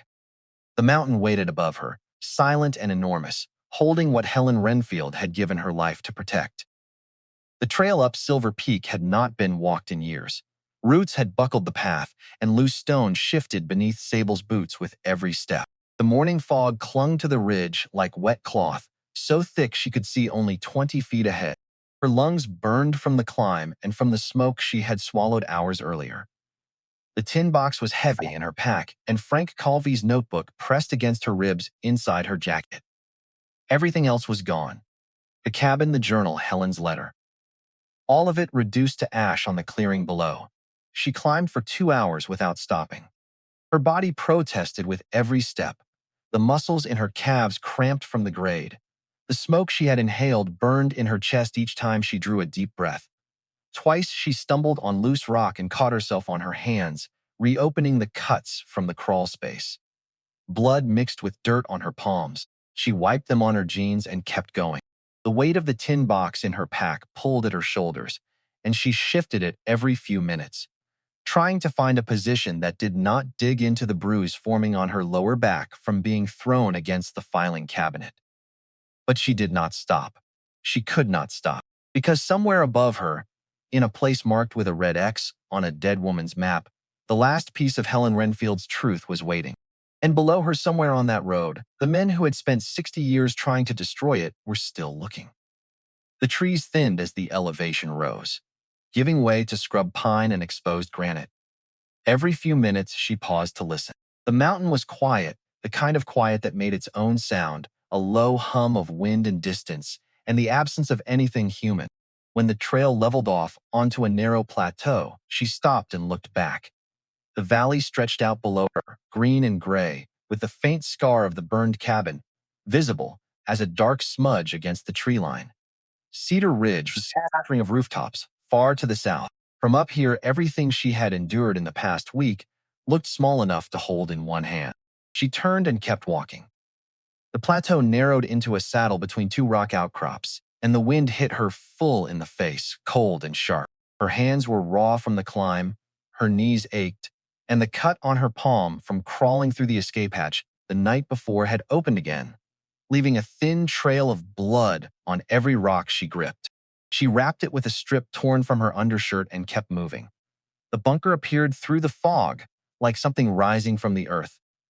A low concrete structure, half swallowed by decades of root growth and moss, its walls stained with rust and mineral deposits. The U.S. Army emblem was still faintly visible on the steel door, though the paint had flaked to almost nothing. The door itself was sealed with a padlock so corroded it crumbled when Sable struck it with a rock. She pushed the door open with her shoulder. The metal screamed against the concrete frame, and the sound echoed into the fog behind her like a warning. Inside, the air was stale and metallic, thick with the smell of old oil and damp concrete. Dust motes drifted in the beam of her flashlight. The room was narrow, maybe 15 feet deep, with overturned metal tables, dented filing cabinets, and papers scattered across the floor like dead leaves. Military surplus, abandoned, forgotten by everyone except the woman who had hidden her secrets here. Sable moved toward the filing cabinets along the back wall. Most were empty, their drawers hanging open, their contents long since scattered or decayed. But one cabinet in the corner had been sealed shut with layers of packing tape, yellowed and brittle with age. She pulled the tape free and forced the drawer open. Inside lay file folders stamped classified in faded red ink. Financial reports, personnel rosters, military requisition forms, all marked Project Hope. She opened the first folder and found what Helen had spent her life protecting. Transfer authorizations with forged contractor names. Payment schedules to shell companies that matched the ones described in Helen's journal. Receipts for supplies that were never delivered, and on every page, the same signature at the bottom. General Richard Daggert, over and over. Dozens of times. Clear, confident, damning. If you have been following Sable from the beginning, do not stop now. Because what happens next is the reason this story exists. Sable pulled out her phone. The signal was weak, one bar that flickered in and out, but it held. She photographed every page, working quickly, her hands steady despite the cold. When she had captured the last document, she opened her email and attached the images to a message addressed to the backup account she had created the night before the fire. She typed one line. "If anything happens to me, send this to every newsroom in Montana." She hit send. The progress bar crawled forward, stalled, then completed. The files were safe. Then she made a decision that felt reckless even as she did it. She added Maren Thorne's email address, the one printed on the legal notice, and forwarded the entire package to her as well. If Daggert's own lawyer saw what was in these files, she would have to choose a side. And Sable was betting that when a woman who had dedicated her career to the law saw evidence of a federal crime committed by her own client, the law would win.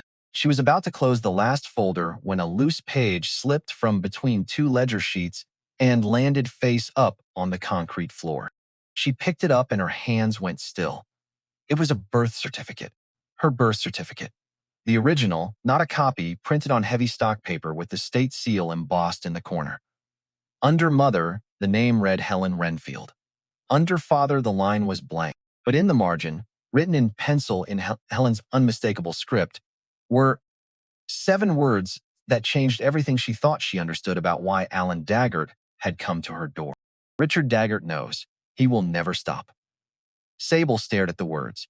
The implication unfolded slowly, like a crack spreading through ice. Daggert had not come to Silver Peak to buy land.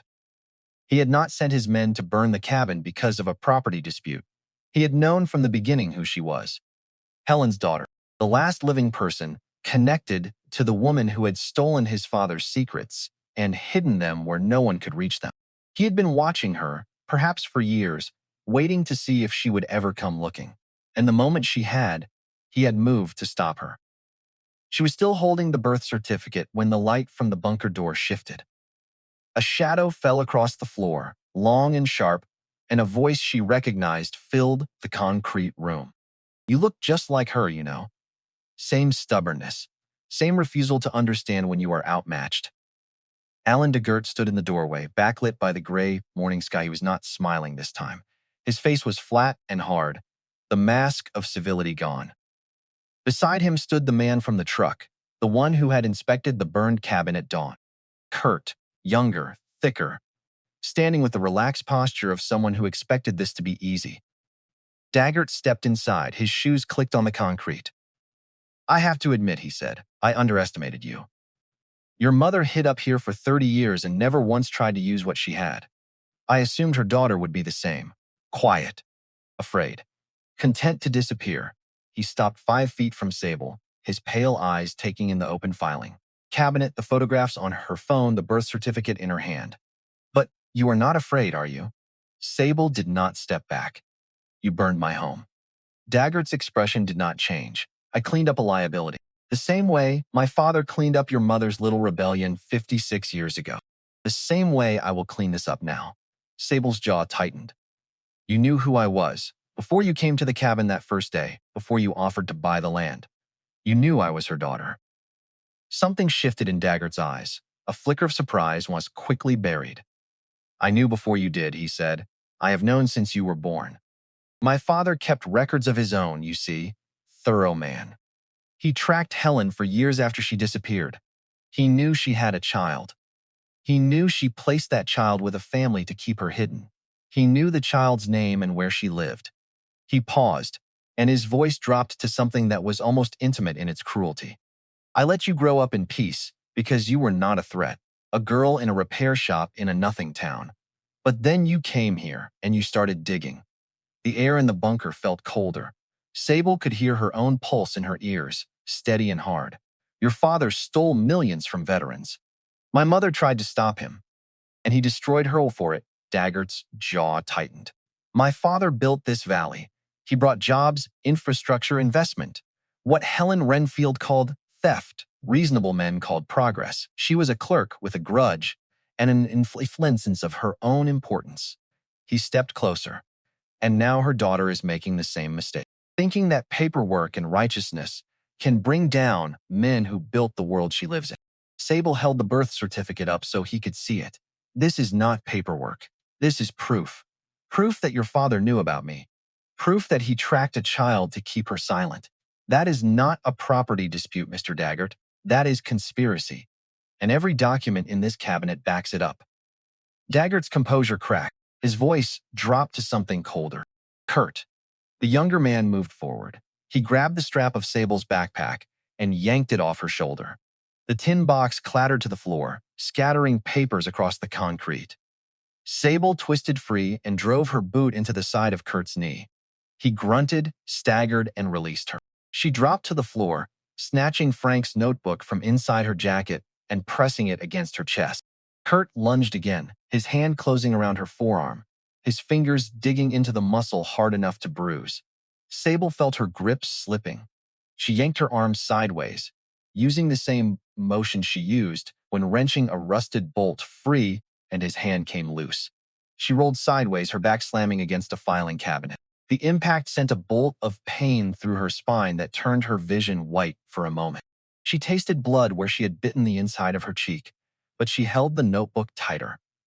This notebook was Frank Colvey's 56 years of guilt and Helen Wrenfield's 56 years of courage, compressed into 100 yellowed pages. She would not let it go. "Pick it up," Daggert snapped at Kurt. "All of it. Burn it." Kurt scrambled for the scattered pages. Sable tried to stand, but the pain in her back pinned her. She watched as Kurt gathered fistfuls of paper, shoving them into a pile. Daggert pulled a lighter from his coat pocket. Then a sound stopped all three of them, the grinding rumble of an engine climbing the mountain trail below. Close, getting closer. Daggert's head turned sharply. Kurt froze, papers clutched in both hands. "Who the hell is that?" Daggert hissed. "Go, check it." Kurt dropped the papers and moved toward the door. Daggert turned back to Sable. The lighter was still in his hand. His other hand reached into his coat and came out, holding a pistol, small and dark, the kind of weapon designed to end arguments rather than start them. He pointed it at her. "Last time," he said, "give me everything, or you disappear the same way your mother did. Only this time, there will be no cabin, no journal, no letters, nothing for anyone to find." Sable looked up at him from the floor. Her back throbbed. Her hands were bleeding where they had scraped the concrete. But her voice did not shake. "My mother did not disappear. She spent 30 years hiding the truth from your father, and he never found it. You have spent your whole life trying to finish what he started, and you are standing in the room where you failed." Footsteps on the path outside, not Kurt's. Lighter, faster, the click of heels on gravel. A woman's voice cut through the doorway before the figure appeared. "Alan, stop." Marin Thorne stepped into the bunker. She was breathing hard, her coat spattered with mud from the climb, her face drawn tight with an expression Sable had never seen on her before. Not the polished composure of a lawyer delivering threats. Something rawer, something that looked like the moment a person realizes they have been standing on the wrong side of a line they cannot uncross. Daggert did not lower the gun. "Marin, this does not concern you. It concerns me because you lied to me," Marin said. Her voice was controlled, but the anger beneath it was audible. "You told me this was a title dispute, a zoning issue. You told me to file paperwork and apply pressure and the girl would leave." She looked at the gun in his hand, then at Sable on the floor. "You did not tell me you were burning houses. You did not tell me you were pointing weapons at a 25-year-old woman. You did not tell me your father embezzled federal relief funds and framed an innocent woman to cover it." Daggert's face contorted. "You do not know what you are talking about." "I know exactly what I am talking about," Marin said, "because she sent me the documents. Every page, every signature, every transfer your father authorized." She looked at Sable. "I do not know why you copied me on that email, but I read every word. And then I called Sheriff Greaves." Daggert went very still. His eyes moved from Marin to Sable and back. The gun wavered. "You had no right." Marin's voice hardened. "I had an obligation. I am an officer of the court. And what is in those files is not a property dispute. It is a federal crime. A crime your father committed and you have spent decades concealing." She took one step closer. "The sheriff is 20 minutes behind me. Put the gun down, Alan. It is over." Daggert's hand tightened on the weapon. His breathing had changed, shallow and fast, the rhythm of a man who had spent his entire life controlling every outcome and was watching that control disintegrate in real time. He swung the gun toward Marin. Kurt appeared in the doorway behind her, saw the scene and stopped. His face went pale. Then, from below the ridge, the distant wail of a siren rose through the trees. Kurt raised both hands immediately. "I am out," he said. "I am not going down for this." He stepped back from the doorway and sat on the ground outside, hands on his knees. Daggert stood alone in the bunker. The siren grew louder. Sable watched his face and saw the exact moment the calculation shifted, the moment he understood that every path forward ended the same way. He lowered the gun slowly. It hung at his side, then dropped from his fingers and clattered on the concrete floor. Sheriff Dalton Greaves arrived with 2 patrol vehicles 10 minutes later. He was a tall man in his 50s with a weathered face and the careful movements of someone who had spent decades dealing with situations that could go wrong. His deputies handcuffed Kurt Vickery first, then Alan Daggert. Daggert did not resist. He stood with his wrists behind his back and stared at Sable with an expression that was not anger or hatred but something closer to exhaustion. The face of a man finally putting down a burden he had inherited and never wanted. "You do not know what you have done," he said quietly. Sable met his eyes. "I finished what my mother started." Greaves walked Daggert to the patrol car. At the door, the sheriff turned back and looked at Sable. His expression was complicated, the look of a man reassessing something he had believed for a long time. "I know the Wrenfield name carries weight in this town," he said. "Not the good kind. But if what is in that bunker is real, a lot of people owe your mother an apology." He paused, "including me." Marin Thorne stood near the bunker entrance, arms crossed watching the patrol cars pull away. When the sound of the engines faded, she turned to Sable. "I will represent you," she said. "Pro bono. Everything from the property dispute to the criminal referrals. Considered a down payment on my conscience." Sable nodded. She was too tired to speak. Her back ached, her hands were raw, and the adrenaline that had held her together for the past hour was draining out of her like water from a cracked vessel. She sat on the concrete step of the bunker and looked out at the valley below, where the morning sun was finally burning through the fog. Greaves drove her down the mountain. The patrol car took the switchback slowly, the gravel crunching under the tires. Halfway down, Sable saw a figure standing at the edge of the road. Odell Pruitt, the old miner, hatless, his white hair catching the wind. He stood with his hands at his sides, watching the patrol car pass. When Sable's eyes met his through the window, he nodded once, slow and deliberate, the way a man acknowledges something he has been waiting a long time to see. His lips moved, forming words she could not hear through the glass, but she read them anyway. About time. She realized then that it was Odell who had called the sheriff. Odell, who had seen the fire from his place on the ridge the night before.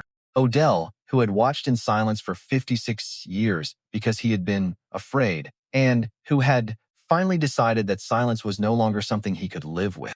The following week moved quickly. The files from the bunker were cataloged by the county prosecutor's office and forwarded to the FBI field office in Billings. The evidence was overwhelming. 60 years of concealment unraveled in days. General Richard Daggert's systematic theft of veterans' relief funds was laid bare in his own handwriting, confirmed by the parallel records Frank Colvey had kept, and corroborated by the financial trail Helen Wrenfield had preserved in that mountaintop bunker at the cost of her entire life. Alan Daggert was charged with arson, criminal threatening, unlawful possession of a firearm, obstruction of justice, and conspiracy to conceal evidence of federal crimes. Kurt Vickery cooperated fully, providing testimony about every instruction Daggert had given him, from the surveillance of Sable's movements to the burning of the cabin. The charges filled 11 pages. The evidence did not become simple just because it became public. For 3 days, Sable sat with Marin in a borrowed conference room at the courthouse, while investigators copied documents, photographed seals, compared signatures, and asked the same questions in slightly different ways. Where had she found the first box? Who had touched the papers? When had she opened the journal? Had anyone else possessed Frank's notebook? Which documents came from the cabin and which came from the bunker? At first, the repetition irritated her. Then Marin explained why it mattered. "A story can survive a gap," she said. "Evidence cannot." So Sable answered again. The floorboard by the fireplace, the wax seal marked HW, the bronze star, the second cavity, the fire, the climb, the bunker. Every answer went into a typed statement that she read line by line before signing. She had spent years repairing machines other people depended on. She understood the discipline of checking work twice. A loose bolt did not care whether the mechanic had good intentions. Neither did a courtroom. Marin worked at the opposite end of the table, her suit jacket hanging over a chair, sleeves rolled to her elbows. Without the polished office around her, she looked younger and more tired. Every few hours, she received another call from Daggert Development's board, from prosecutors, from reporters, or from lawyers representing people who suddenly insisted they had known nothing about Alan's actions. That evening, Sheriff Greaves brought Frank Colvey to the courthouse in a county transport van, so investigators could take his statement without forcing him to spend hours at the care center answering different teams. Frank looked exhausted but alert. When he saw the copied records spread across the tables, he stopped in the doorway. "All these years," he whispered. Sable pulled out a chair for him. They found the originals where Helen left them. Frank touched one page with 2 fingers, not quite believing he was allowed. "This signature," he said. "I watched him make it. Richard Daggert. He signed 5 blank authorizations that morning and told us the contractor names would be added later. An investigator asked him to repeat the statement for the recorder. Frank did. This time, his voice did not break. The county prosecutor issued a hold on the property, proceeding before sunset. No demolition, no forced vacancy, no transfer of title until the competing filings could be examined. Sable read the order twice, then folded it and put it in the same jacket pocket where she had carried Helen's first letter. It was not a victory yet. It was simply the first official document she had received since arriving on Silver Peak that told someone else to stop. That night, Sable returned briefly to the motel room the county had arranged for her and laid Helen's bronze star on the bedside table. For the first time since the fire, there was no immediate task waiting. No road to climb, no drawer to search, no threat at the door. She slept for 6 uninterrupted hours straight. By the 4th day, reporters had begun parking outside the courthouse. The story moved from Cedar Ridge to Billings, then farther. Veterans organizations asked for copies of the public filings. Families called the prosecutor, saying their parents or grandparents had been part of the 1968 relief program. Some remembered checks that never came. Some remembered being told records had been lost. Some remembered Helen's name and apologized before anyone accused them of anything. Sable did not know what to do with the apologies.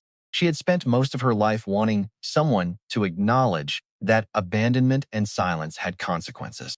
Now strangers were trying to hand her 60 years of regret as though she could deposit it somewhere.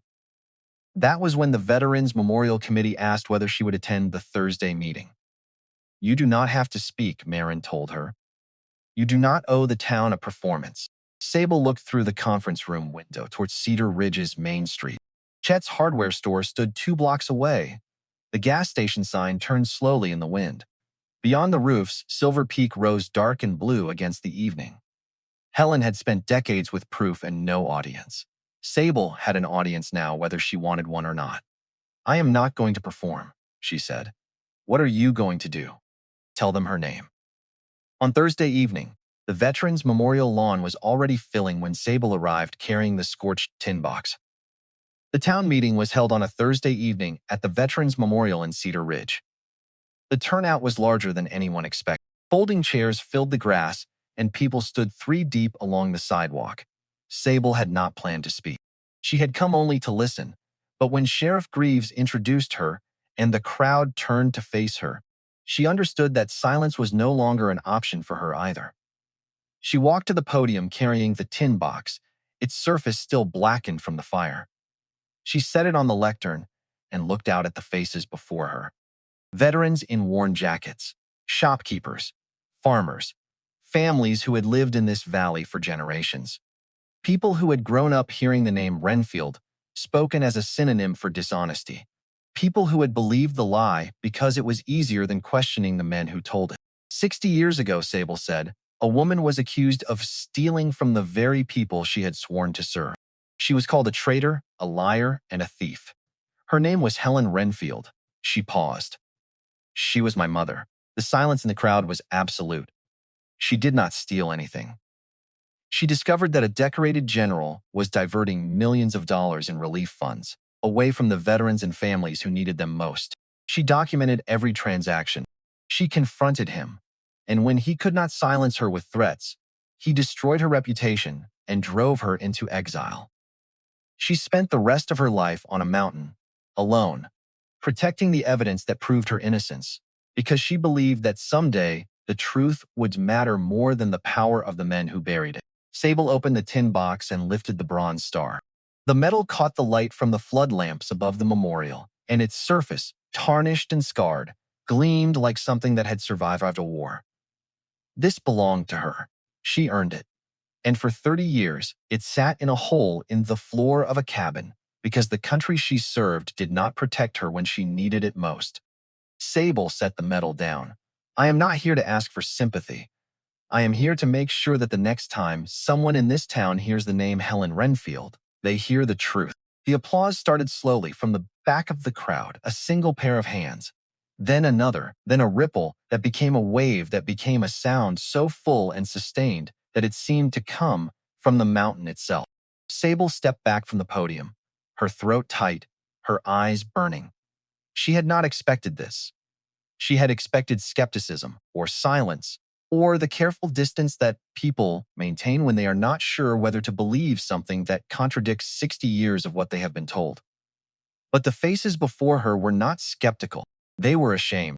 And shame, she realized, was just the first step towards something better. A woman in the third row stood. She was in her 60s, gray-haired, wearing a denim jacket with a VFW pin on the collar. "My father served in the flood relief," she said, her voice carrying across the quiet. "He came home with nothing. No pension, no benefits. We ate government cheese for 3 years." She paused. "If your mother was the one who tried to save that money for men like him, then this town owes her more than an apology. We owe her everything we never gave her." Another voice rose from the back. "My brother was a vet. He lost his house in '68. The relief money never came. We always wondered where it went. Now we know." An elderly veteran in a jacket, heavy with service medals, walked up to Sable and took her hand in both of his.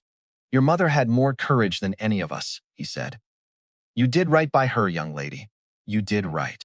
Frank Colvey arrived late, pushed in a wheelchair by a nurse from Silver Pines.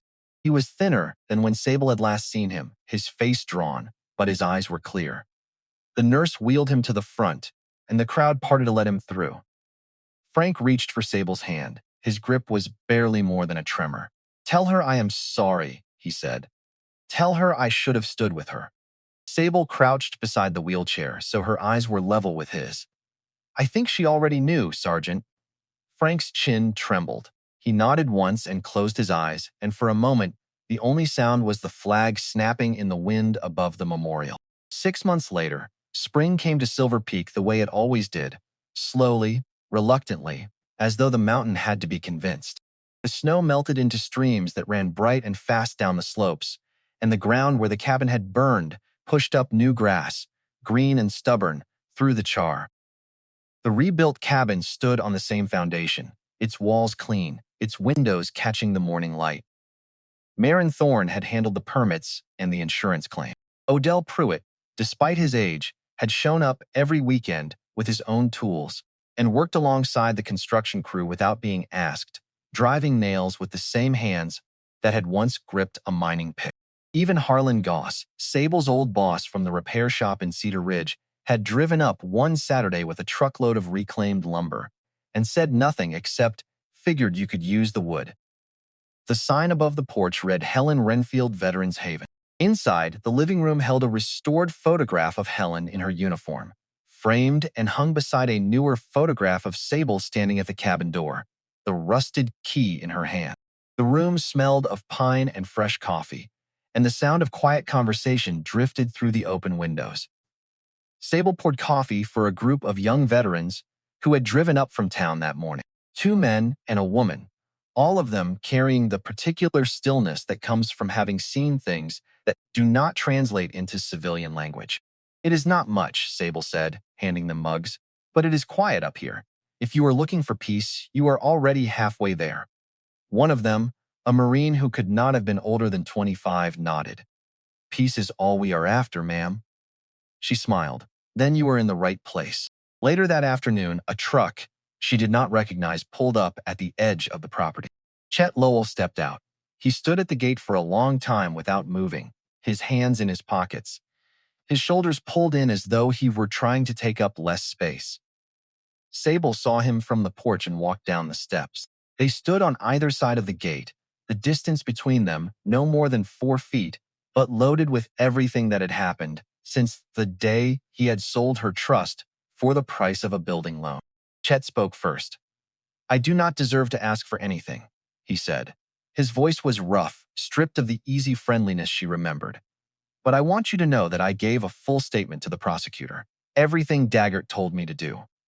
Every time I reported back to him, every dollar he paid me." He looked down at his boots. "I know it does not fix anything." Sable studied his face. She saw the guilt there, deep and settled, the kind that does not wash off. She thought about Helen, who had spent 30 years carrying a burden no one helped her lift. She thought about Frank Colvey, who had waited half a century to hand over a notebook he should have shared the day he received it. She thought about all the ways people fail each other, and the very few ways they find to make it right. Coffee is still hot inside, she said. Chet looked up. His eyes were wet. He nodded and followed her through the gate. Sheriff Greaves came by that evening with an envelope from the county courthouse. Sable opened it at the kitchen table, while the last light of the day came through the windows. The letter inside was typed on official letterhead, bearing the seal of the state of Montana. In recognition of the integrity, courage, and sacrifice of Helen Wrenfield, her record of service is hereby fully restored. All findings of misconduct are vacated. Her name is cleared. Sable read it twice. Took 60 years, she said softly. But she finally got her name back. Greaves nodded. Some debts take time, but the real ones always get paid.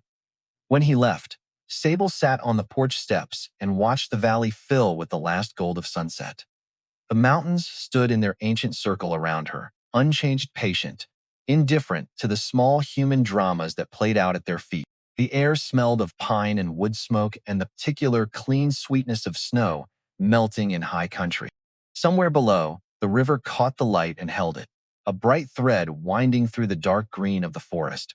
She thought about the woman who had lived here before her, who had walked this same porch and watched this same sky and carried a secret so heavy it bent the shape of her entire life, who had given up her name, her daughter, her place in the world to protect a truth that no one was willing to hear, who had written letters she could never send and hidden evidence she could never present and waited, year after year, for someone to come looking. I found it, Mom, Sable whispered. Everything you hid, everything you protected. It is all out in the open now. Your name is clean. The people who hurt you are facing what they did. And this place, this mountain you chose, it is not a hiding place anymore. It is a home. The wind moved through the pines. For just a moment, Sable heard something in it. Not words exactly, but a sound that felt like a voice. Warm, steady, close. The kind of sounds a mother makes when she wants her child to know she is still there, even when she cannot be seen. Sable smiled. She stood and walked to the flagpole at the edge of the property. The stars and stripes rippled in the evening breeze, and below them a small bronze plaque caught the last of the light, dedicated to those who stood when others turned away. She rested her hand on the plaque and stood there for a long time, watching the sky deepen from gold to amber to the first deep blue of night. The cabin glowed behind her, its windows warm, its door open. From inside came the faint sound of voices, veterans talking quietly over coffee, finding their way back to something they had lost. Sable looked up at the ridge one last time. The peak stood dark against the sky, massive and still, the place where the truth had waited for 60 years, until someone was brave enough to climb up and bring it home. We made it, Mom, she said quietly, both of us. Behind her, the door of the cabin opened, and one of the young veterans stepped onto the porch. Ma'am, he said, there is a woman on the phone. Says she is from the State Veterans Affairs Office. Wants to talk about expanding the program up here. Something about federal matching fund. Sable turned and looked at him. The young man stood in the doorway with the warm light behind him, and for a moment, she saw what Helen must have seen in every veteran who had come through that valley 60 years ago. Someone who deserved better than what they had been given, and someone who still believed that better was possible. Tell her I will be right there, Sable said. She took one last look at the ridge. The wind carried the evening through the pines, and for just a moment Sable thought she heard something in it. Not words, just a feeling. The feeling of a woman who had waited 60 years for this exact moment, and who could finally at last rest. The last light broke through a seam in the clouds and scattered gold across the ridge, and for one brief moment, the whole valley was bright.